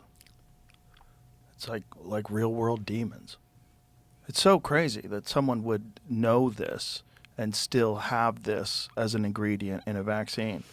Well, they'll say that it was just an unfortunate set of events that happened because they took wild monkeys from India. See, I could work for them. That's their excuse, and they say we cleaned it up. We started our own monkey colonies, and we started breeding our own monkey colonies that were now found to be free of SV40. The only problem with that is that, as I said, they had already inoculated humanity, and it's with a virus that can be spread vertically and horizontally, as the scientists would describe, meaning we've all given it to each other. I think there are going to be very few people walking around today that haven't been introduced to it. Have there ever been a comparison of pre-cancer rates, pre-SV40 and post-SV40? Yeah, that's what I'm talking about. That's what I did is I in one of my videos, I did that and looked at the cancer rates since they were, so again, what they'll say is, well, we just didn't look at the rates beforehand, but the rates were quite low before. Like you can know what the nephrectomies were. So it's kind of an easy thing to look at, because that's the treatment for kidney cancer. You take the kidney out because you've got another kidney, and it's a slow growing tumor, even though it can metastasize. But anyway, I did look at, and the rate has skyrocketed for kidney cancers. Pretty much everybody knows somebody who had a kidney cancer. And that was not common. No. And also these protein-losing diseases, which is, again, it's not controversial. It was documented when they looked at the areas that were affected in the kidney, which with these horrible disease that makes people lose the proteins that need to stay in their blood, in their body, out into their urine, that the SV40 was related to that. It's called focal and segmental glomerulosclerosis, and it's a real problematic disease in children and adults. Ultimately, you have to go on horrible chemotherapy drugs that ruin your immune system, and then transplantation if you can't stay on top of it. Big money maker. Now, do I think that was the purpose? Look, I don't know what was in the hearts and minds. I don't know what was accidental and what wasn't, but I do know that there was intentional suppression of the truth. Any doubts whether or not well-funded must not be allowed to exist. That is a fact, and it's always been that way, and there have been scientists and doctors talking about that since the beginning of vaccination. It's just too horrible to believe for most people, I think. And then also, yes, you're correct. It goes against religious dogma, especially with people that are like firmly on the left. Yeah. Trusting the science and trusting the experts. Those are two things at the front. Yeah. It's kind of a childlike situation that most of humanity is in, is that I think most people are good, and they want to believe everybody else is good. And they want to believe that the government is looking out for them. And it's a kind of horrifying. Imagine if it was true that your government actually wasn't looking out for you, and that might be one of the causes of your decreasing lifespan. Imagine that if the government might not care so much if your baby ends up with no stem cells, or your baby gets cancer or autism, which will be outright look at autism. Hello. Like, how many, I don't even know where to start with that. But that was another thing where there was no doubt whether or not well-funded allowed to exist when it came to autism. And every autistic parent of an autistic child will tell you this. Everyone that's tried to lobby and get to the truth with autism will tell you that the brick walls and the plexiglass and the lead walls that went down were intense and still are intense. And the lying studies that they use to uphold vaccines don't cause autism are so easy to dismantle. But Joe, the lie gets around the earth 3 times before the truth has a chance to get out of bed. And that's just pretty much what happens when the media is owned. And like you're like one of the cracks in the matrix here, quite frankly. I think for a lot of people, it's too horrible to believe, especially if they have an autistic child, that this was caused by a vaccine. I know a guy who told me that he believes the vaccine had an impact on his child having autism, and then later was shaming people for not taking the COVID vaccine. That's how strong the impulse is, and that's how good the propaganda was, and that's how cowardly a lot of people are when it comes to fighting against a narrative. They get very scared of being socially ostracized, and they can't speak their mind. They can't tell the truth, and they'll whisper it to maybe this one guy that they're friends with, like, hey, I don't want to take it, man, but I have to for work. Like, I don't trust them either. But don't tell anybody I said that. You don't want anybody thinking you're on the bad side. And we all saw the propaganda on television. There's some amazing montages that people put together lately of people saying horrible things about the unvaccinated people, horrible things, saying that it may be ghoulish to laugh when unvaccinated people die, but it might be necessary. Like, what? Well, yeah, a few of us have to take one for the team. It was just the weirdest propaganda campaign, and people were doing the job of the man. It wasn't the man forcing the people to do this thing. It was people doing the job of the man and going after the people that hadn't stepped in line. And I think for a lot of people, it's like they felt terrible that they had to do it. But if they did it, now I'm righteous. Now I'm on the good side. Why don't you do it too, man? I fucking did it. You should do it too. You're fucking selfish. And you get a lot of that. You get a lot of people who they know they made a mistake and they want you to make that mistake too, Yeah, it would be good to know what really goes through their heads. I think COVID was, again, it was unique. But when you talk to parents who have autistic children, the vast majority of them not only know absolutely without a doubt that their child became autistic, usually within 24 to 48 hours after a certain vaccine, but that every doctor told them it wasn't the case. And then they go digging deep into the scientific literature and learn how to sometimes resuscitate that child's brain or detox them and then recover them. And then they're actually beaten up even worse for doing that because they're just neurodiverse. There's nothing wrong with your child. They're just quirky. No, your child banging its head against the wall, walking around with a baby bottle and a diaper at the age of 18, your big hairy son doing that is not neurodiverse quirkiness. That is a serious pathological disease that probably could have been dealt to at the time and should have been prevented, should have never happened. So most parents that have that situation are on fire. It's a minority that will say, have the situation that you have right now. Most of them, that's a wake-up call, which is why they get beat up and suppressed even worse than I do. But when it comes to COVID, there was the psychological campaign, I think, was very effective in that people that I would have never imagined took the jab, like friends of mine who I, in a million years, would have bet my life that they would say no to it, ended up getting it, didn't want it, were really upset about it later, but nonetheless did it. Had they read your book? Yes. I see. I didn't lose any friends during COVID because I had already lost them back in 2009. Like my family and friends were solid. My tribe is here, but but I still love this person, and she's like really upset about it. But it's like it just shows you that the psychological campaign, like to get into that person's brain was really into But I don't know about you, but I never had a doubt. I was like, well, you're going to shut me down. You're going to stop me from traveling. Go ahead, stop me from traveling. I hadn't read your book yet. And I was all gung-ho to get the vaccine. And the UFC had allocated 150-something vaccines for all their employees. We were doing shows during the pandemic. So I showed up in Vegas, asked for the shot. They said I couldn't do it. I had to do it on Monday at the clinic. I couldn't do it at the UFC. I was like, okay. Fine. And they said, can you come back in 2 weeks and do it during the next UFC fight? I said, fine, I'll do it then.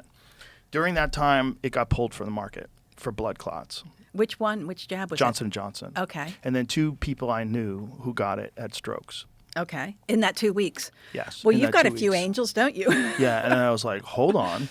And then my whole family got it. There was like a bunch of things that happened. My whole family got it, and everybody was fine. And I didn't get it. And I was trying to get it. Like, I had sex with my wife. I hugged my kids. You mean you didn't get COVID? No, I didn't get it. But you didn't get the jab either? No. Yeah. No, I didn't. But I didn't get it first time around. I was like, this is crazy. There was 2 days when I went to the gym because I was trying to get it, which sounds horrible, but You're I not was allowed like, to not get it, Joe. I just wanted to get over it. Like, my kids got over it so fast. Like, my one daughter was one day, she had kind of a headache, and she tested for COVID, and she thought it was hilarious. She started laughing. You know, she's like, oh my God, I have COVID. But we had already told them it's not dangerous for kids. Don't worry about it at all. You know, because there was a lot of kids that were talking about getting vaccinated. I'm like, you are not getting for them. I was like, no way. Like, it's not. I'll do it if I have to work. But what made you say no way? Like, what did you think about it that you didn't even want your child to get it just in case? Totally unnecessary. So no need to risk it. Totally unnecessary. They got COVID. They got over it like that. But before what risk the vaccine, did you think they would have? Before the vaccine. But this Yeah. is before the vaccine. So after that, I was okay. like, there's no way. Because there was pressure from their friends to get Yeah, vaccinated. yeah. I was like, you're not getting vaccinated. You have 7 times better immunity than someone who gets vaccinated, which is proof. And this is just antibodies, right? Which is, and you enlightened me in your book to the fact that there's cellular immunity that's different than just antibodies. Antibodies is one type of immunity to things, right? That's right. So It's I that was, TH2 slant that we were talking for about. me, with my kids, it's like they're vaccinated, but we did it on a delayed schedule because that's what my doctor recommended, and we had a really good pediatrician, and it worked out great. They're fine, but I was a little worried. I thought it was quack-like to be worried. Like, this is science. Like, back Worried then, about what? About what vaccines could do to the The kids. regular ones. Absolutely. And the schedule, the way they wanted to just bang them up, like, real quick. And with weird ones, like the hepatitis B one, that one was like, when I hear that, I'm like, what are you talking about? You're going to give a kid for a sexually transmitted disease a vaccine when they're a baby? A one-day-old baby. That's crazy. And also, is their immune system even working right? I mean, will it even accept this and turn it into an antibody? Like, have you proved that? Like, you're just jabbing kids? They have proven that the infant will make antibody, and that's all they ever have to prove. What they don't ever want to prove is that when you give, like, say your child had gotten a COVID vaccine, there's something called original antigenic sin. They changed the term to linked epitope suppression. It happens with flu shots. It happens with lots of different vaccines. Is that if you program your body to attack, the strain of vaccine that you're a virus rather that you are injecting against, and then a different strain comes along, it actually has negative efficacy. You are the one that's more likely to succumb to terrible problems from the infection than because of your vaccine rather than it actually protecting you. And that's been a well-known, look, Anthony Fauci writes about it. Morins and Fauci wrote a paper basically admitting everything, I think it was in 2023 or 2024, about these shots. And he said the COVID shots are exactly the same as the flu shots. Despite Fauci and Morins talking about how these shots would never have been licensed if they were held to the same standards of DPT, et cetera, that they don't provide lung immunity, they only provide blood immunity, negative efficacy, their conclusion at the end of it is that we must make better vaccines, more effective vaccines, to add to the already existing vaccine program. It's not that we shouldn't do this. It's not that we should pull this off the market. That's always the logic. Again, they never will admit to any problem with vaccines to take it off the market. It's always adding to it, not removing a vaccine. Okay, you think it was bad? Let's start 6 months now. 6-month-old babies with parents that are just like you back in the day going, okay, if you really think it's necessary because, Granny doesn't want to catch COVID, we're going to do it. Yeah, that was the logic. Worry about Granny. But, this is the Great Barrington Declaration, right? Where those guys were like, why don't we take the people that are vulnerable and isolate them and treat them and care for them and not worry so much about everybody else and not shut society down because it's going to have profound impacts. And they were called kooks. And that's what's crazy. It's like during the censorship was so rampant that prominent scientists and physicians were removed from the social conversation because they disagreed. That's People always who been are the expert. case, though. That's always been. It's just, but when it's happening on social media and it's so transparent, these people getting removed from Twitter, you're like, this is wild. This is so crazy. Then you find out that the government's involved, and the government contacted them and asked them to take things down. You're like, what are you saying? Like, Yeah. what? This is nuts. Medical papers were retracted. I mean, there's this one guy named Pradhan, Pradhan, who he showed that there is a GP120 protein on the spike, and he said it was an uncanny similarity to the GP120 in HIV, and that there was no way that would have come out of nowhere and showed up in the 2019 COVID epidemic. And he showed genetically how that just couldn't possibly happen. A flurry of emails went through the CDC and to NIAID and to Fauci, and within 6 days of that paper being in preprint, it was removed. 6 days. And what we've got access from the Freedom of Information Act to some of those emails. They're a bit heavily redacted, but that was the series of events that happened with that. Because any doubts whether or not well-founded. All the things you said about the COVID vaccine, I'm sure, are correct and true. But isn't it also different than the vaccine that they used in the test? Yes. The vaccine that was produced for the general public, I believe at least when it comes to Pfizer, they used magnetic beads for purification, which was totally different to what they did for the one they gave to us. And they produced it using, I can't remember exactly how they produced it, but they didn't use plasmids and they didn't use, all the different components that were given to us. I have a slide on that somewhere that I could show you about. There were two aspects of the test vaccine that were very different it was both the production, how they produced it, and how they, quote, purified it. And what's the significance of the differences? Like, did they do it to save well, there money? was they just didn't have the plasmid. They wouldn't have had the lipopolysaccharide with the DNA from the E. coli that was in there that they told would never get past our deltoid muscle and would be disintegrated. Well, lipopolysaccharide actually is a transit protein that can bring everything right through your cells our cells are made of, it's like a lipid on the outside. So that was the whole purpose, was to shuttle this into your cells. Not only that, but the vaccine produced that the plasmid part of the vaccine that's injected into you, the messenger RNA, has a substitution for something called uridine. They call it pseudouridine. And pseudouridine was put in there because they didn't want the immune system to destroy the vaccine too quickly. They wanted it to really be able to take hold of your body so you could have a strong response. Well, that's one of the reasons why vaccinated people had such, horrible time with actual coronavirus when it did come, and one of the reasons why you didn't. Even maybe you were exposed and you don't. I don't know if you've had an antibody level tested, but again, that's another long history thing. Is people who don't get sick while everyone else is have been accused of witchcraft and sorcerers in the past, and sometimes hunted down and killed. In the times of smallpox, the groups of people that were into cleanliness, that was a real problem for them. I did do nasal swabs to see if I had any antibodies. I did do that, and I didn't. Well, that won't tell you antibodies. That's a PCR. That would be your PCR test or your rapid. Right. Which one did you do? The one that rapid. The rapid rapid test. antigen test. Yeah. But that's only going to tell you if you've got active in your nose. What you want to know is if your immune system. Again, there's a good use for antibodies sometimes. It's not to see. It's not the end all and be all in terms of your immunity, but it will show that you have had an experience inside of your body with COVID. And what was bizarre to me was that there was this narrative that you were going to get it no matter what. And that's and this why will stop it from you getting it. Yeah. Well, this is before the vaccine was even around. There's this talk that there's no way to not get it. Like, if it's around you, it's so contagious, you're going to get it. And that's why I was shocked that I didn't get it when my whole family got it. Like I said, I didn't isolate at all. I did it on purpose. Yeah. And I had 2 days in the gym where I was sluggish. And so I was like, I feel kind of tired today, but a weird tired, so I'm just going to go through the motions. I just really light workout, and the next day I felt the same thing, another light workout, let's just take it easy, no need to push it, just got to break a little sweat, never stressed myself. And then the next day I felt great. I felt 100%. I started working out, I was like, oh, I feel good, and then I was fine. And it's like, okay, I guess I didn't get it. And then everyone in my family recovered. And then I went from there to a couple months later, I was doing this gig in Florida.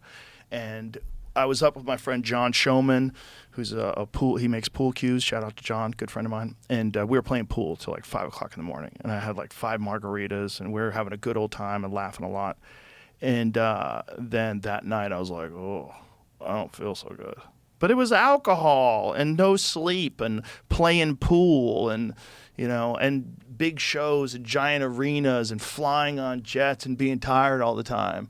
That's what it was. And then I got sick. But even then, it was a couple days. How was that? How close was that to the time you just said you felt a little tired in the gym that day? A few months. Okay, a few months difference. Yeah, it was a few months. Because by that time, the vaccine had been out. And this was, I guess, the Delta, which was, everybody was like, this is the bad one. The Delta's the bad one. You're supposed to be fearful, Yeah. It was a shocking time for me because before that, I never would have guessed in a million years that I would be even questioning other vaccines. I would have never guessed that. I would have told you that vaccines are one of the most important inventions in human history, and it saved us from polio. It saved us from smallpox. I would have been that guy ranting off all those statistics. I would have told you that. But then I read your book. I read. Sorry. Sorry. I read Robert F. Kennedy's book. I read your book, and I started reading Turtles All the Way Down, which is really interesting because they wrote another book called Turtles All the Way Down, and someone else published it that has almost the identical cover, and that book is a pro-vaccine book. Nice. Like, they literally hijack. They're like, what do we do? Oh, this is what we do. We fucking confuse the shit out of people, make one with the exact same cover, exact same cover, exact same name. Wow. And they made it a pro-vaccine book. It's kind of wild. I mean, it's really kind of ingenious. Like, what a great way to, like, flood the market with bullshit. And the RFK Jr. book was bananas. I mean, people had told me to read it, and my initial Which one, thought... the Fauci book? Yes. Yeah. My initial thought was, that's that guy that's like that anti-vaccine kook. That's what I thought. And I've apologized to him for that. When I talked to him on the podcast, I said to him, I said, I succumbed, like everybody else did, to the casual narrative. What's the casual narrative? Oh, that RFK guy's a kook, talks weird, got a weird voice. He's ruining the world's immunity. Yeah, well, I had the same thing. Like, when I was first waking up, I had a friend who had unvaccinated kids. They were part of a Steiner school, and they were like mutant freaks to me because they had never been on an antibiotic. They were like bright and happy and interactive and talented. And at one point, one of them was playing with a hammer and nail, and I said to her mother, I was like, you got to be careful because she doesn't have a tetanus vaccine. And someone in the room said, well, Suzanne, what do you know about tetanus? And like in my head, I'm a full-fledged doctor at this point. I thought, I don't know anything about tetanus. And outside I said, I know you don't want to get it, and I know it'll cause lockjaw. And then I started reading about tetanus, and I had to go back and, kind of apologize. And then I did a big video. I have a big video out on tetanus and the actual truth about the tetanus vaccines and actual tetanus, which, that's even harder for most people. Like, most people who don't want to vaccinate their kids, they'll vaccinate for tetanus if they can get a single shot, and second only to polio. Everybody's got their two vaccines, that they're two diseases they're afraid of for their kid that makes them feel like they're at least doing something. Well, the polio one always gets thrown in my face. Yeah. They say it all the time. What about polio? Yeah, and I just go, I don't have the time to do this. Thank you. Read the book. Read the book. To explain to someone the whole DDT connection and the fact that livestock was getting polio. Like, this is the thing. Like, polio, dogs don't get polio. They don't get human-derived polio. It doesn't cross species. But they were getting paralytic polio symptoms because they were getting poisoned by DDT. Right? That was a big part of the whole thing that was very confusing. Well, they started killing dogs. In New York, in that incident I told you about where the vaccine, the gain-of-function strain escaped, people were throwing their cats out the window. Some 20,000 cats in New York City were killed during that time. God. Because there was a belief that cats spread the disease. Oh, my God. Jesus Christ. That's so crazy. And it was all a mutant man-made virus. The man-made virus thing is... It was a wound-up virus. Wound up. It was basically a natural virus that got kind of wound up by So humans. man-made to the final form. Yeah. That's just crazy that's a thing that we do. Because if this gain-of-function research was so important, wouldn't you have a cure, like, ready? Like, if you've been studying this for so long, but didn't they? But it didn't really cure it, right? Oh, cure. I mean, wouldn't you have something that, like, stops it dead in its tracks? You're not allowed to cure it. Look, I was living in a country where the government said there's no cure for COVID, there's no treatment for it, and there is no prevention for it except a vaccine. And lo and behold, we found out that there was a contract between the government and the pharmaceutical industry to have the emergency use of the vaccine trial on the population. Only under the condition that there's no other treatment available. And that's why the treatments were shut down. Right. Yeah. Because emergency use, there has to be no other treatment available. If you have ivermectin or if you have zinc and all the other things that we use with success, there were so many people that I treated that should have been dead. I gave COVID to a 95-year-old woman who had chronic lung disease called bronchiectasis. She should have been the low-hanging fruit. I was starting to feel a little bit unhappy one day, really just sluggish like you mentioned. And when I was done seeing her, she goes, I just want to give you a hug. And she came over and I was going, oh, no. And after about 3 days, I was like, I've definitely got it. I tested and I rang her daughter. And I said, I've got to tell you, I was exposed, Margie was exposed to blah, blah, blah. And she's like, yeah, Mom's not feeling so good right now. And then 2 weeks later, I thought, I've got to call back again. I've got to make sure this lady's okay. She said, oh, no, Mom's out at the hairdresser getting her hair done. 2 weeks later. I still wasn't recovered 2 weeks later. She was out getting her hair done. Was she a smoker? She probably used to. I don't know if can't remember that detail. But there was my senior partner had leukemia. He should have been absolutely dead. Well, not on my watch. He wasn't going to be dead. So he survived the entire thing and died like 2 years later of something else. So, yeah. The most shocking aspect of getting attacked and like all the CNN stuff to me was that no one had any interest in why I recovered so quickly. Because if this is supposed to be this death sentence and there's no treatment, and then I'm a guy in my 50s and I got over it quick, and then no one cared at all about that. All they wanted to do was mock this idea that I was taking veterinary medicine. Right. Which I wasn't. But it was just the fact that they used that term, horse dewormer, on every TV show. Like, wow, it's wild to watch the machine. It's uniquely wild when it's coming after you. And you're like, but this is like such a dumb checkers play. I'm like, this is so stupid. I'm still doing my podcast, you fucking idiots. Right. And like, everyone's going to know that you put a green filter over my face. I'm going to show everybody that. You think you're just going to get away with that? No, you're going to like lose all of your credibility, you idiots. It was just so fascinating to watch like this distorted understanding of like what America is willing to believe, or the world is willing to believe. Like, you're only preaching to the converted, the super hardcore, closed-minded, converted people. Everyone else knows you guys are a joke now. And that's the good part of getting through COVID. The good part of this enormous gaslighting experience that we all just went through, where people are finally, after 4 years, apologizing to friends, for calling them a plague rat. Like literally they got down to that, where friends couldn't be friends with people anymore because they weren't vaccinated. And people are kind of like realizing like, oh my God, not only did I get COVID more than anybody else, because I got 3 shots. Like, I had a friend tell me this. He goes, I got COVID more than everyone I know, and I had all 3 shots. He's like, I got COVID 8 fucking times. And we were like, how many times did you get it? And everybody that got it naturally was like, I got it once. Maybe I got it twice. But the second time I got it, it was literally a sniffy nose. Just literally a sniff. And I was joking because we used to test everyone, including the guests. Everyone that came here, we tested for COVID. And I was joking. I'm like, maybe this is it. Maybe I got it again. And she's like, you actually got it. I was like, no way. This is COVID? And it never got worse. It stopped right there. That was it. One day of a sniffly nose. And then a couple days later, I said, all right, let's try and get tested again, see if we can still do another podcast. And that was good. But I had to cancel a podcast. You're not allowed to have a healthy immune system. You're not allowed. But the fact that's the thing. It's like, there's real science behind all the things you talk about in your book in terms of like the nutritional aspects of healthy foods being an important factor in your immune system. We were talking about juices and vegetable juices and all the different times that it's helped people overcome certain diseases, and vitamin A and cod liver oil, which also has vitamin A, which was always prescribed to people that were sick. Like, all these things this is real science. Like, there's real science in nutritional supplementation and the effects that it has on the immune system. And there's real science in nutritional deficiencies and what a negative impact it has. This is all real. And if they truly cared about you, they would be telling you about that as a primary way of defending your body against disease and against all sorts of things that could go wrong.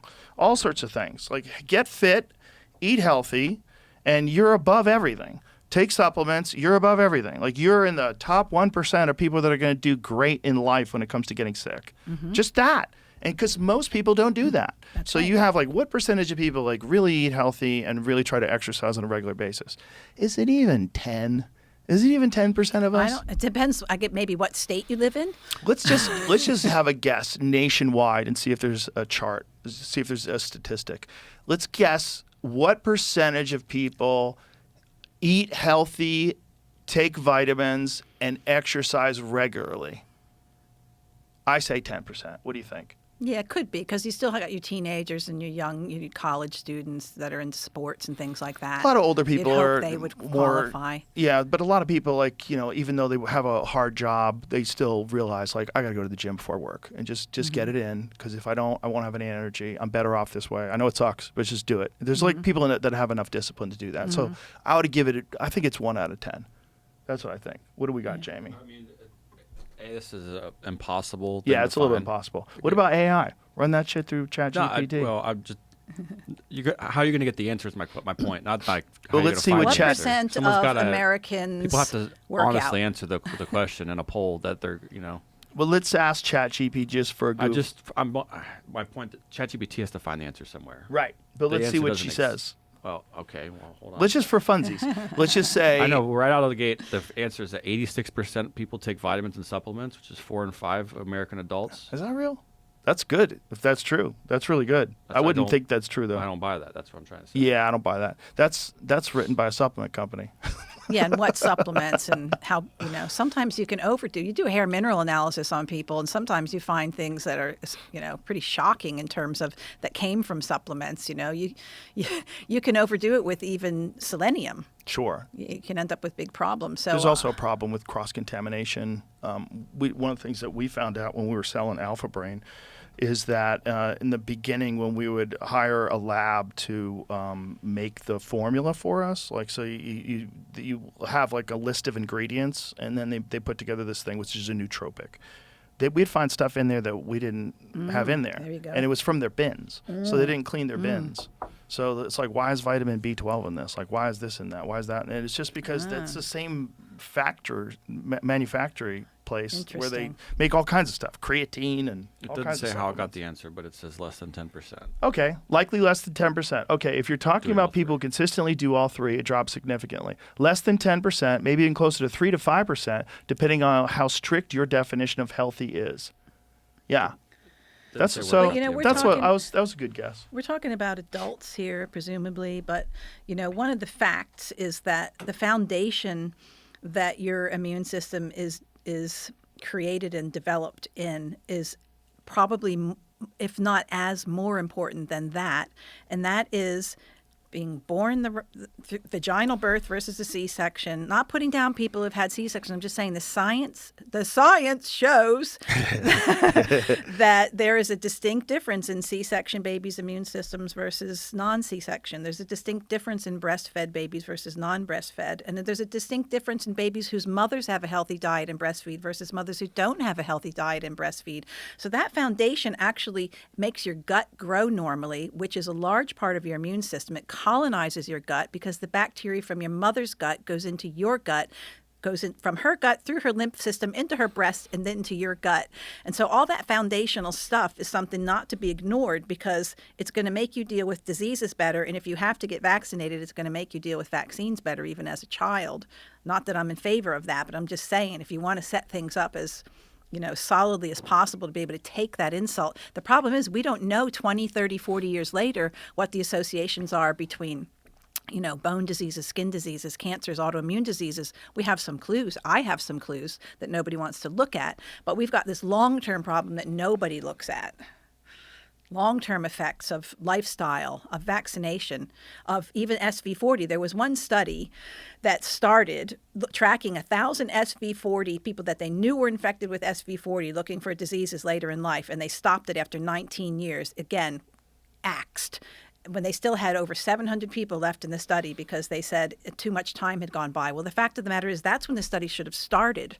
17 to 20 years later is when they started looking at that point, not 1 year, 2 years. But, most vaccine trials and drug trials, they don't vaccine trials, it's like 2 weeks is almost a miracle for someone to follow out that long. Forget about looking months or years later. It doesn't happen. When you first decided to write this book, how much apprehension did you have? Zero. Zero. You were just fully convicted to get this idea out. Well, it was a bit of a process, if you want to know it. Yeah, sure. Yeah. So what first happened is that I kept getting challenged while I stayed on for 2 years as a nephrologist in my hospital. So I wasn't kicked out. I left because my soul just couldn't hang out there anymore. And so during that time, even though I was kind of ostracized behind my back, everybody still respected me as a nephrologist. But I still had to go. And in that time, I started doing public appearances. Like I went on the Gary Null show and started doing things like that, just talking about smallpox and polio, because those were my focus. Because everyone's saying, "What about smallpox? What about polio?" And then when I started finding out, I became obsessed with it. It was so interesting. So I was morbidly fascinated by the whole thing and about how everything I found was absolutely contrary to what the mainstream dogma is. And what I had was a mountain, pile high to the ceiling, and they had sound bites. They had nothing to fight back with me on, nothing. This guy named Roman Bistrianic heard me on the radio show, and he rung my office. And after his third call, I was like, I guess I better call this guy back. And he had this idea for a book, and he had done all the charts and the graphics and started writing the narrative around that of what the historical documents showed. And then I came in as kind of the medical person that was obsessed with polio and smallpox and happened to know quite a bit about pertussis. So we started writing the book together, and there's got to be, if you were to take a full-time job, 20 years, at least 20 years. But for me, it was condensed because I became obsessed after I quit my job. All I did, I had no money. I lived in a tent with a pop-up camper. That was my office. And I was like crazy Ted Kaczynski, obsessed with polio in my tent. And Wow. So no, I didn't have apprehension. I was like, this information, it's been the U.S. polio surveillance unit charts were supposed to be available in libraries. Lo and behold, every library I went to find them, I was told they're not here. There's only one library, the AMA library, and you have to have special high security clearance to look at them. Well, I won't say how, but I got a hold of them. And what those documents show is that it wasn't just Cutter Laboratories that had a problem with live polio. It wasn't just Wyeth. All the vaccine we didn't talk about this, but all the vaccine companies had a problem with live virus in their injectable vaccines during Salk's year. So 1954, 1955, up to 1959, they all were producing vaccine with live virus in it because Salk wouldn't listen to the scientists abroad who were saying his inactivation curve was where the sun doesn't shine. So that beginning of that and just tracking all that down and asking the questions that you asked, well, where did polio go? Or, what was really causing the paralysis? Why don't we see it today? Like I had to answer all those questions, and every question I answered, it was so satisfying that I just wanted to go on to the next question. And so there was never any hesitation because I was so single-minded that I didn't think about, the threats that could happen as a result of that. And it wasn't until after the book was out that the threats happened, and I'm still here. And look, I figure if anybody wants to do me in now, the timing is really bad because this is pretty much out there now. It's been out there for a while. The Jonas Salk thing was also wild. I thought Jonas Salk was this genius that created this incredible virus that saved humanity. Yeah, so did I. So many of our childhood fables turn out not to be true. But that was a big one, and it's still hard for a lot of people to believe. But I just think it's like anything. Like if you're open to different information, and I always say, look, I can make mistakes. I'm not infallible. Someone has actually found a mistake in the book. I actually went in and corrected it. It's like that's the difference between me and these other people. Is that if I made a mistake, I want to know about it, and I will go and make it right, and I will publicly admit that I made a mistake. But I will say that 99.9% of what's in this book is true, factual, and provable. And because I've done the research. But it's a hard thing to do. What doctor is going to quit their job? I was lucky. I didn't have kids. I didn't have, medical royalty ancestors who would have been disappointed in me. I came from nothing. I wasn't afraid to go back to nothing. And so that's why I was willing to live in a tent until this thing was done and published in 2013. How long did it take you? I started working on it. Roman had been working on it for years. He had been going to libraries because his kids got hit hard by an ex-wife who jabbed them. He didn't know about it, and they got really sick. And then he started looking at old graphs and going, oh, that doesn't make sense. So he got obsessed in his own way with the numbers. He's the numbers guy. And so he had been working on it, and then the two of us together worked on it probably from 2009 to 2013. And then it was published in 2013. We couldn't find a publisher. Even the alternative publishers didn't want anything to do with it, so we self-published. And then after it was successful, guess who wanted to publish our book? And I was like, nope, sorry. We're going to carry on the way we are. Oh, but you're going to get such more credibility. It's like, unlikely. That's and funny. We did okay. If you with give it. us money, you'll get credibility. If you Let give us take most a part of of your your profits, successful business that Yeah. you worked on for 5 years or 4 years. we'll give you $1 a book.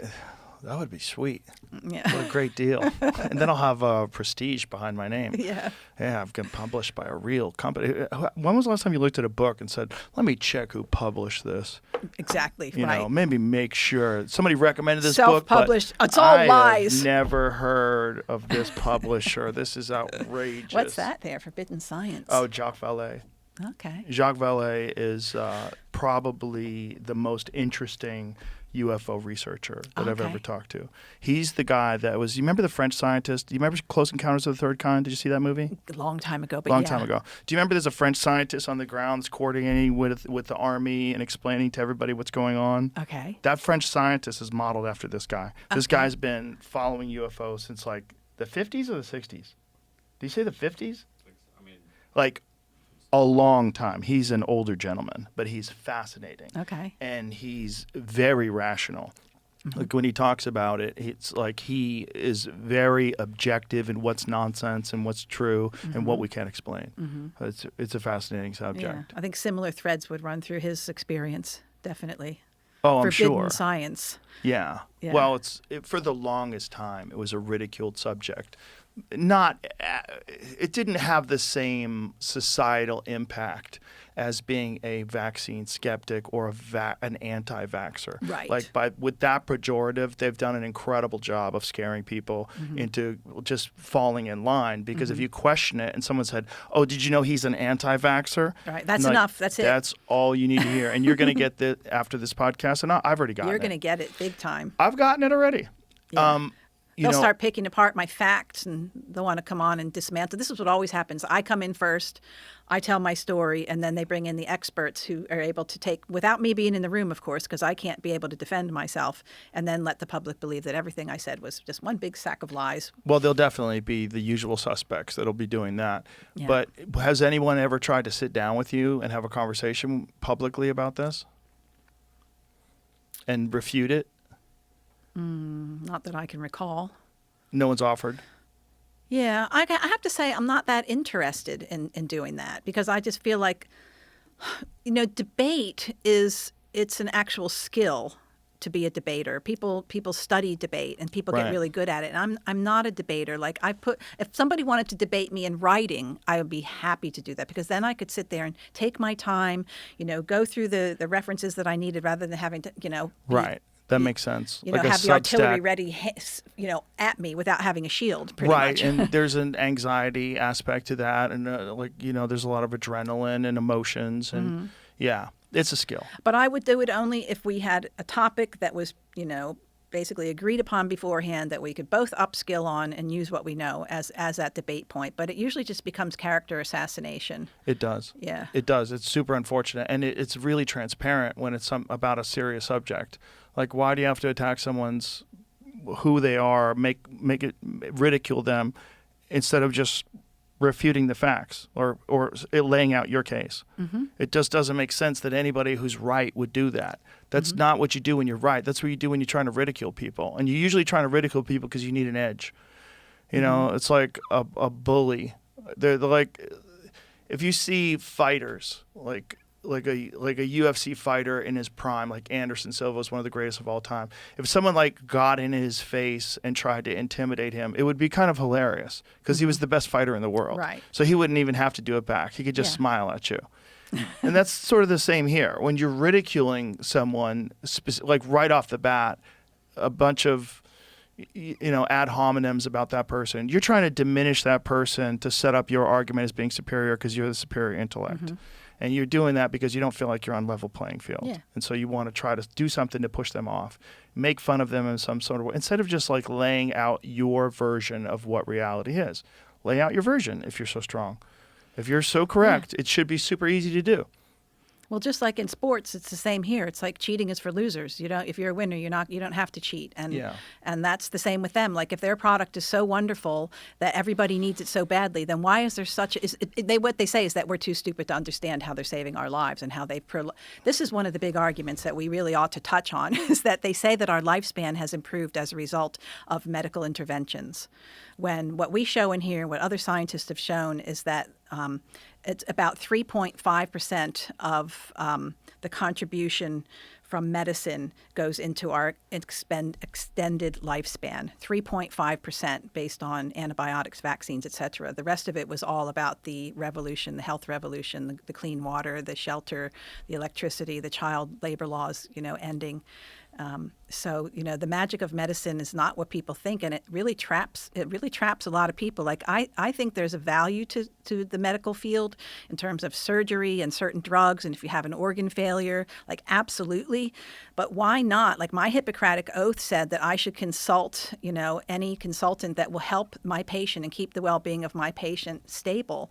Well, to me that includes, using every therapy that is as the most benign therapies possible first, the ones that work along with the blueprint of a human body, that go along with the theory of health rather than pounding down disease. You're always going to get a better result that way, assuming you've got time and you haven't waited till the last minute. Well, you certainly will get a better result if you do get the disease that way. Like the idea that you could just ignore everything but a medication is so silly. Right. And it doesn't. The only reason why you would do that is if that's the only way you made your money. And that's really, especially if you're in the vaccine business and you have an enormous ad budget and you're sponsoring all the television networks. Well, that's the big thing. And the other thing is people trust what they see on the television. Right. CNN was my go-to thing for the longest time. Yeah. And now I look at it and I think, oh my goodness. What cracked it for me is when they publicly villainized Andy Wakefield. And I actually knew the story behind Andy Wakefield at the time. What was that story? The story behind him is that he was the doctor. You'll hear he was publicly shamed. His license was removed. He published an article about what he called toxic nodular enterocolitis in children with autism. He was a gastroenterologist, a very high level, very well respected, decorated gastroenterologist, and he published this paper which remained in a journal for 12 years. And all it said at the end was further research needs to be done in order to see if there is any real connection between the MMR vaccine, autism, and toxic nodular enterocolitis. These kids suffer with horrible bowel disease. It's not just brain disease. And so after he was about to publish another paper showing that in this certain type of monkeys that were vaccinated against hepatitis B lost a lot of their reflexes and had problems. And it was on the eve of the publication of that paper that his original paper was revoked. And ever since then, he has been the poster child for vaccine nonsense, for anti-vax crazy people. And in fact, every time I've done anything, his name, funny that I brought his name up. I love him. He's a great guy. But his name would always come up. Well, you're a friend of Andy Wakefield. Or no, Andy Wakefield, because autism and vaccines has been debunked because Andy Wakefield lied. He didn't lie. All he said is, I did biopsies, I saw this, and this is possibly a connection. And since then, other scientists have come in, done the same thing, biopsies. Then they looked at whether the vaccine virus was in that biopsy, and it was. It wasn't a wild virus. It was the vaccine virus in that area, not the surrounding area. So there is a relationship between gut disease, MMR vaccine, retained, virus that hasn't been processed properly because it didn't come into your body properly, and disease, brain disease. So that's a fact. But CNN did a hit job on Andy Wakefield, and I remember going, well, what's going on here? Because I know what happened with that whole situation. Now CNN is saying this, and that was kind of when, the windscreen cracked for me, and I just had to start questioning anything. And then you've got, the doctors that go on there. There are a couple doctors. I think you interviewed one of them, didn't you? Sanjay Gupta. Yeah. There was a guy before him, and some of the stuff he said was pretty unbelievable. But that's what the public is going to hear. Your best chances of dealing with this is to just get the vaccine. You don't want to get shingles? Get that vaccine. Never mind the whole other truth around that, because, like you say, it's the advertisers, but it's bigger than that. Does the shingles vaccine work? Well, what do you think about giving yourself a vaccine for something you already have? Like, you think about it. Like, chicken pox is a disease that we all got as kids. You got it as a kid, probably. You're kind of superhuman, though. You didn't even get COVID. I got it eventually. You did, yeah. I So got COVID I eventually. you got it eventually. It broke you down. But I got chickenpox really bad, and then I got chickenpox when I was a yeah, kid. there you go. So back in the old days, we would all get chickenpox, and then we'd be exposed to other kids that had chickenpox. We'd go over kids' houses if they had chickenpox. Yeah, people do. They still Yeah. do that. I didn't have to. I got it somehow. I don't know how I got it. Probably from my brother. And so you have this dormant. This virus lays dormant in your body until your immune system breaks down. So. But part of it is not just your immune system breakdown. It's the fact that all these kids are now vaccinated and the circulation of the disease. See, some vaccines work in terms of they stop the circulation of the disease, but at a detriment to us. So it's been a detriment for measles and it's been a detriment for chickenpox. So chickenpox we used to get continuously. You didn't have, adults didn't get shingles. It was very rare for adults to get shingles before the chickenpox vaccine came out. Extremely rare. But since then, the rate of shingles in adults and children has skyrocketed because we're no longer getting our boosters being exposed to the circulating microbes. So now the solution to that is to give adults like 4 times the dose of the childhood chickenpox in an injectable vaccine against something that they already have. And so the theory is that you're going to ramp up your antibodies, and then you're going to be able to do battle if your viruses come out again. The only problem with that is that the problem is the immune system. If you get AIDS or you're on chemotherapy, your chances of that happening are really high. And yeah. Does the vaccine work or not? I don't know, but I just don't think it's just, to me, just a completely strange concept to inject myself with something that I already have, along with all the other excipients and compounds that go in a vaccine that nobody wants to talk about either. So can you explain how a vaccine is manufactured? Like, how could they not know all the different stuff that's in it? Like, Who? Like, let's talk about like how the SV40 got in there. So you need something alive. You need some sort of tissue from a living creature in order to grow these things. Well, in terms of the COVID vaccine, you just needed a pile of crap, actually, because it's made on E. coli cells, and that's where you find E. coli. So with a lot of the other vaccines, you do need living. Like for tetanus, you need rotten meat. Okay? That's how the tetanus vaccine is made, with rotten meat. You were talking about tetanus earlier, and you kind of glossed over it, but you didn't finish up. You were saying that tetanus itself, you started like Googling and like reading about tetanus itself. Yeah. Yeah, a big wake-up call with tetanus. So, what we see, if anyone's worried about tetanus, what we're shown is a picture of a soldier from like the 1800s with he's naked and his back is arched. If you just Google tetanus right now and you look for images, you'll get this image. And so that's what we're told will happen if we get tetanus. It's a sure thing. You're just going to get tetanus and you're going to die. Well, the fact of the matter is that when I started doing my deep dive in World War I, look, it was fought in the trenches with horses. That's where you get tetanus from ruminant animals. It lives in their gut, then it goes in the soil, and it's just a spore. Doesn't do anything until it gets into an area that doesn't have oxygen. So you get a cut, you get a surgeon to close you up real nice without cleaning it out properly, and you're set up for tetanus, which will transform from a spore to a different kind of a microbe and start releasing a toxin that it first starts as numbness, usually in that limb. It's the extreme case is in that soldier who would have been malnourished, stressed out, probably vaccinated for smallpox before he hit the fields, and exposed to enormous amounts of tetanus, possibly gunshot wound or a slice somewhere, and then sewn up. So yeah, his nervous system could have had a real big dose of toxin, and nobody did anything about it. That's the worst case scenario. You don't want that to happen. But in today, I've treated tetanus. Let's just put it that way. I've treated several cases of tetanus. One of the cases was a neurologically diagnosed tetanus. So tetanus is treatable. You can get on it early. Rabbit studies have shown that if you give vitamin C, if you have a good high vitamin C level before you put glass with tetanus spores on it inside the skin of a rabbit, that you can prevent the tetanus from happening. Even if you give the vitamin C at the time of the injury, you can prevent it from happening. If you give it after the event, the death rate goes down to very, very low, if not zero. So vitamin C is a main factor, but the biggest factor is cleaning a wound and keeping the wound open if you think it's a dirty wound, not to close it straight up, which is why nails, you say stepping on a nail is the classic, because rust can kind of hold the old spores inside of it. You step on the nail, you get inoculated, and then you wait for it to heal over. Well, you have to open that wound if that's going to happen. But tetanus has been there's a whole series of reports on instances where the cotton that was made for menstrual pads for women postpartum was impregnated with tetanus, and they got horrible cases of tetanus just from using those menstrual pads. So the hospital systems have also been, responsible. The biggest thing is that being vaccinated for tetanus is not necessarily security against not getting tetanus. Now, am I telling people not to go get vaccinated or not? No, I'm not. I'm just saying there's so much, like every vaccine, there's so much more to the story that should be considered. You can have different strains of tetanus. And if you're living on a field that has ruminant animals, you will be, whether you like it or not, you're going to be eating whatever's down in that field, and you're going to be inoculated and have antibody and probably cell-mediated immunity against it. So you'll already have some immunity to that. So worst case scenarios, you have no immunity, you go get a dirty wound, and you don't get any real competent medical care for it. Yeah, you can end up having a problem with tetanus, whether you're not going to have lockjaw and an arched back and die. Unlikely today for that to happen. But most tetanus that happens is delayed onset. So the earlier your symptoms come on, the worse the tetanus is going to be. If it comes on later, generally the better you're going to do.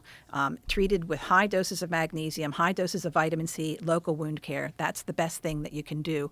Up to you if you want to go get jabbed for tetanus after you learn everything about it. Everything's on my Odyssey channel, by the way. That's where because I got canceled out of YouTube for talking about vitamin C, of all things. So everything's now on Odyssey. All my videos are on Odyssey, and I do one that's just on tetanus. And again, medical reference after medical reference. I don't make this stuff up. I just report what I read. Yeah. It's crazy that they just kick you off YouTube for reporting studies. Yep. Yet you can have like pornography and murder and all kinds of other stuff on there. It's pretty horrifying, some of the things that flash across. Like, I wish I can't unsee that now. Have you ever posted your stuff on X?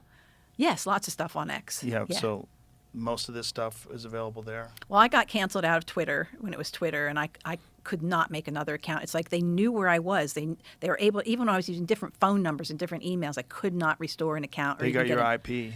Yeah. Maybe that's what I used. I used VPN as well. Couldn't do it. Really? Then I would get an account set up, and then they would say you went against standards and cancel it. So anyway, they must have put a cookie on your phone or something. Maybe. Did you try a new phone? I tried a computer too.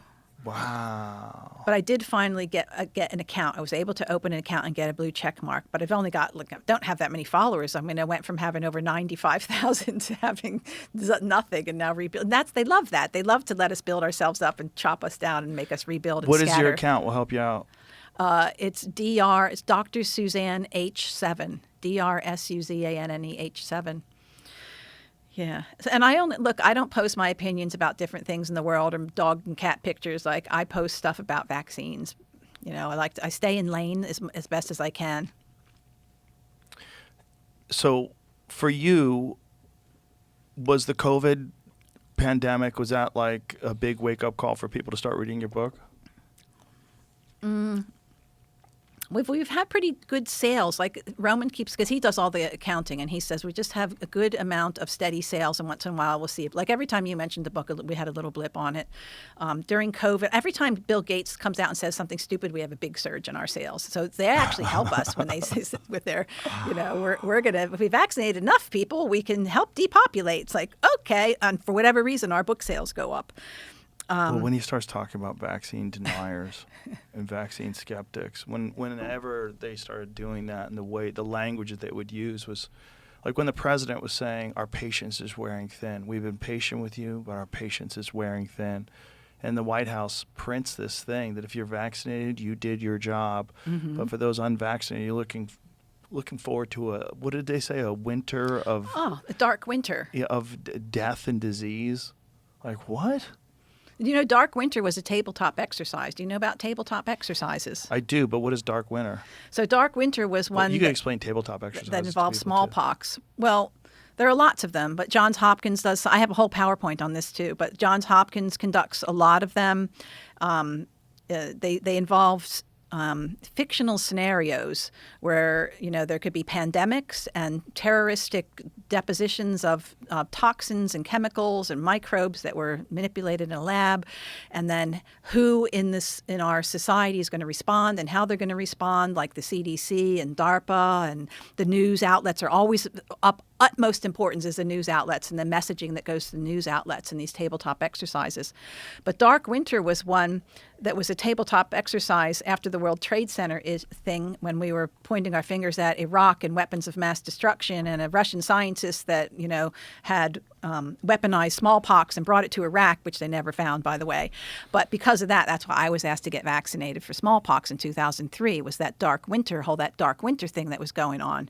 Thank God there were a few people in the CDC and consultants, the old guys with integrity that knew the deal from the old days, who were saying, wait a minute, smallpox is not easily transmitted, so that's a no-no. So even if there is a terroristic smallpox drop, it's not going to be easily transmitted. It's treatable, not high, and the vaccine doesn't necessarily prevent it. And so that was kind of one of the things that stalled it all out. But then they did the study on the Marines, because the part of the exercises are we must do tests for the new vaccine. They use the old vaccine, the dry vax.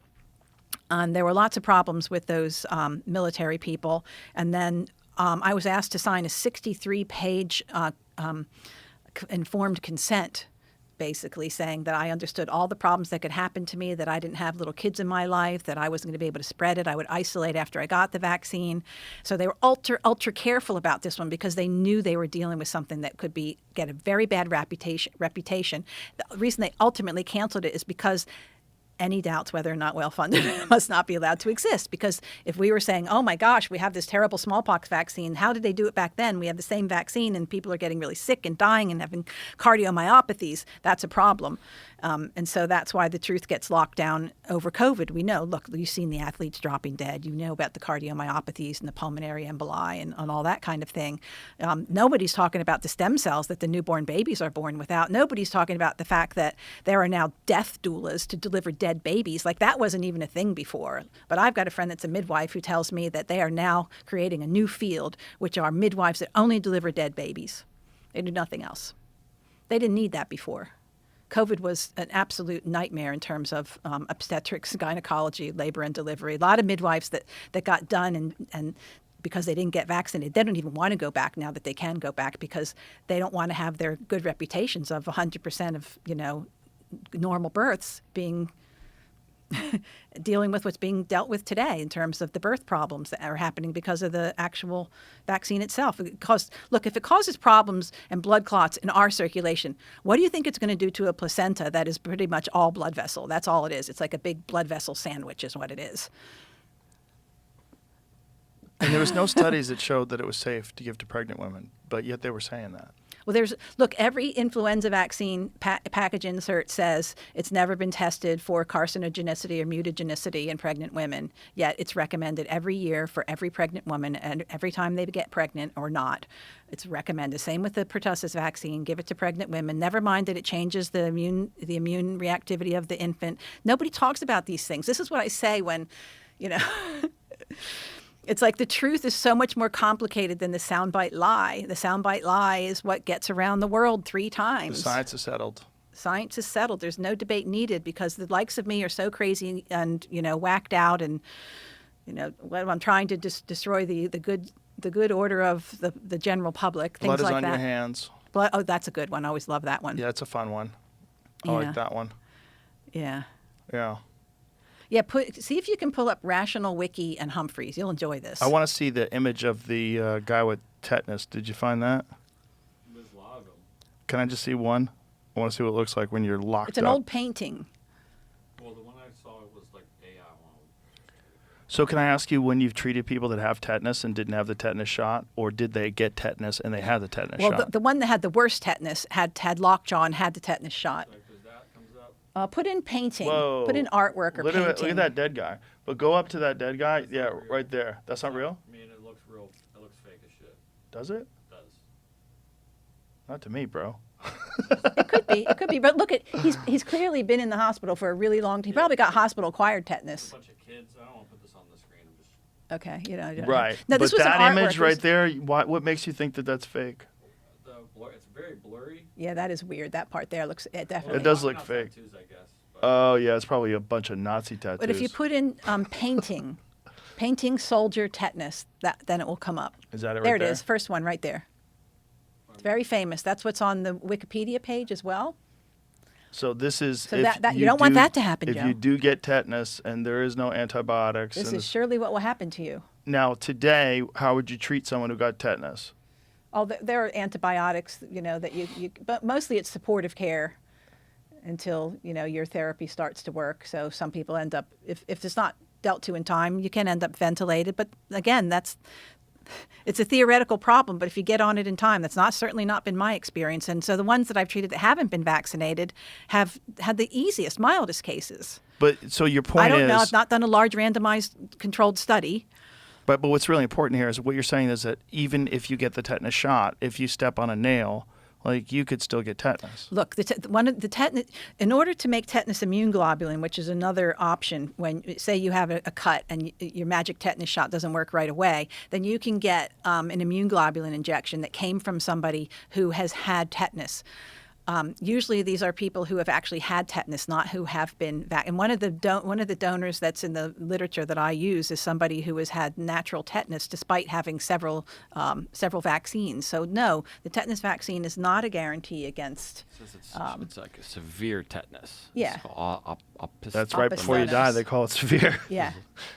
But instead, it could also be caused by meningitis. So this is too, the kind of the dead baby equivalent of that they use for tetanus. So this was a soldier, I believe, during a very long time ago, and he was, they don't even show you his wound. He's probably stepped on something. It can happen. I'm not saying it can't, but again, are parents given well-rounded information? No, they're not. They're not told that there are actually things you can do to prevent tetanus.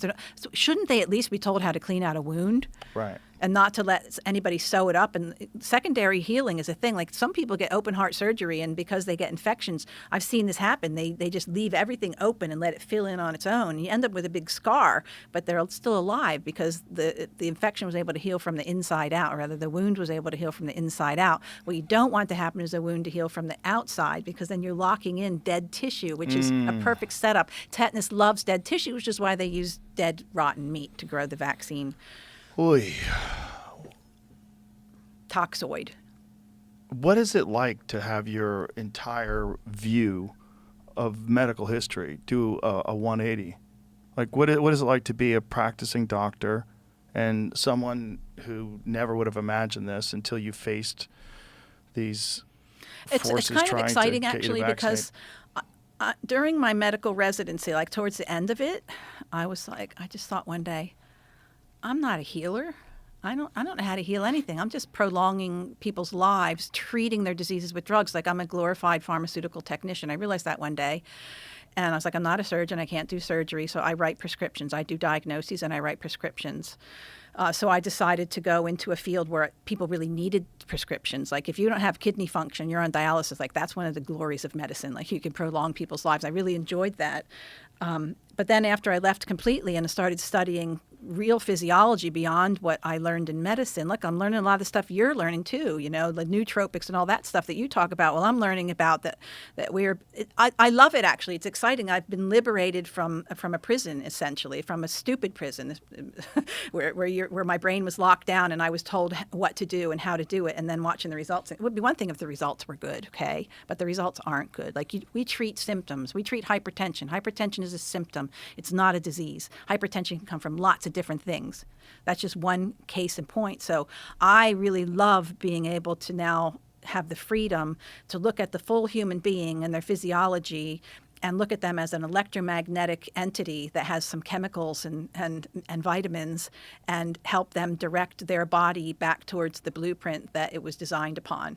And that's, to me, what real healing and real medicine is about. It's not about being antibiotic, anti-this, anti-that. It's like, how about pro-life? How about we get you're going out working every day. That's great, because you know why? You're getting your blood and your lymph flowing, and you're sweating. You sweat, the aluminum comes out in your sweat. Toxic metals come out in your sweat. You create salt levels in your blood that stimulates your skin immune system, which is a separate entity. Like, I didn't know any of this when I was a conventionally practicing doctor. To even say, like, I wanted to detoxify mercury out of my patients in order to lower their blood pressure, and I was told that was not allowed. It's like, well, then I don't want to do this anymore because I know from a hair mineral analysis and from a chelation test that that person is burdened with aluminum and mercury. And I know that both of those things can raise blood pressure. So why wouldn't we want to remove that? The same reason we're not allowed to say vaccines. But you know what a multi-billion-dollar industry blood pressure treatment is and cholesterol treatment is? Oh, no. Forget about it. Yeah, I mean, I saw malignant hypertension happen after a tetanus shot in an adult patient of mine, and so that was another one, thing that woke me up. And I was like, well, gosh, that's weird. And then you look up, you see there's other case reports, and then you're told, well, case reports don't mean anything. You need randomized controlled studies. Yeah, so it's like there's frustration at every corner, but I love doing what I do now, and I love the fact. Look, it's all great. Like I wouldn't change anything in my life. Just put it that way. And I'm really glad I have the background of conventional medicine, but that's like background of conventional medicine is like year one in really learning about healing and life. It's the very basics, and doctors still need to keep learning. But most conventional doctors are mandated to keep learning, but they're told where they can read to get their credits every year. You can only get your credits from reading this and answering the questions like a good little doggy every year, which I still have to do. But beyond that, when I have my own spare time, like I've learned ozone therapy, I've learned how to use vitamin C, I've learned how to look at the body electromagnetically and use bioresonance, and there's just so much stuff you can do that really helps people and keeps them out of a whole bunch of trouble that they would have gotten into if they went and took allergy medicines and got their tonsils out or kept on their blood pressure medications and let the inflammation go wild in their body and didn't know anything about how to dampen. Look, most disease comes from inflammation. Cholesterol is trying to save you. It's not trying to kill you. The cholesterol is a response to inflammation.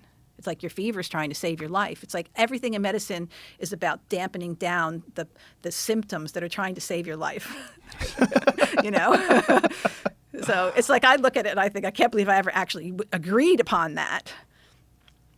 Well, it took a lot of courage to step out of line and speak your mind, and I'm really glad you did.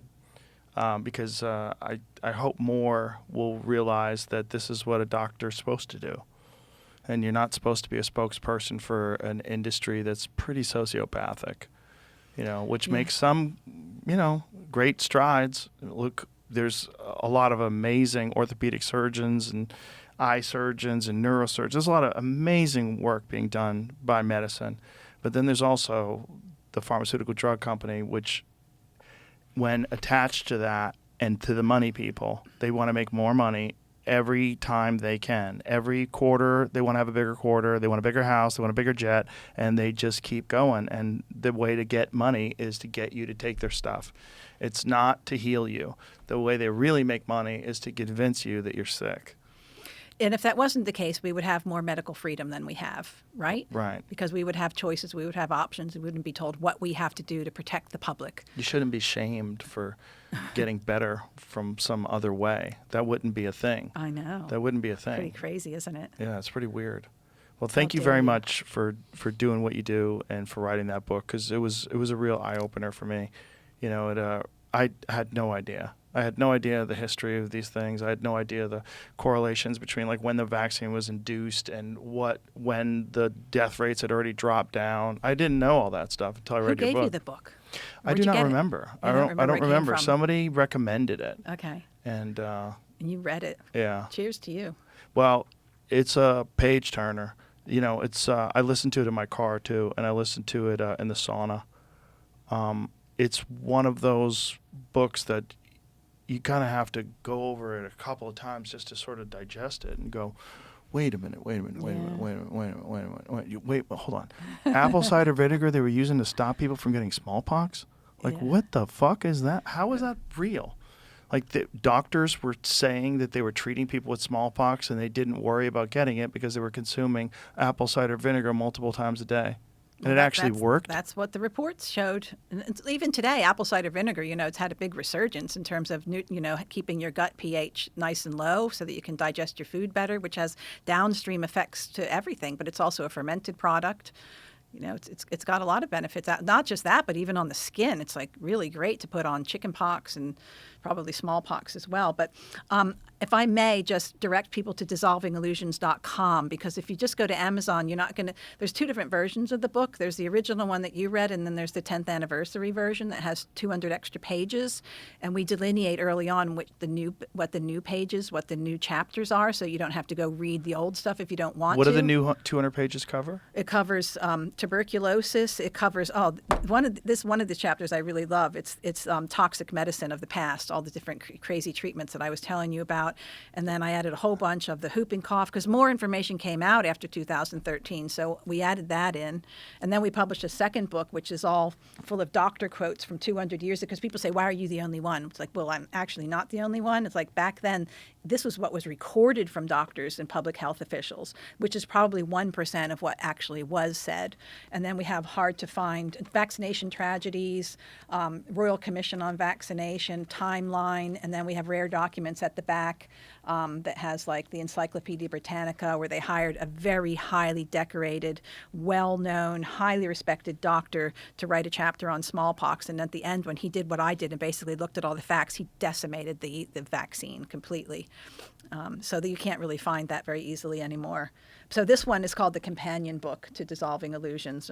But if you can see all the versions, and we've been translated into 8 languages. We're about to be translated into Chinese. But the best resource is dissolvingillusions.com, and it will show you what your options for purchase and where you can purchase the different books. If you want to, an alternative press, we have an alternative press for those people that don't want to do Amazon. And all the different languages and the different versions are on there. All right. Yeah. Thank you again. Thank you very much. Thank you Really for what you're appreciate doing. you. My pleasure. All right. Bye, everybody.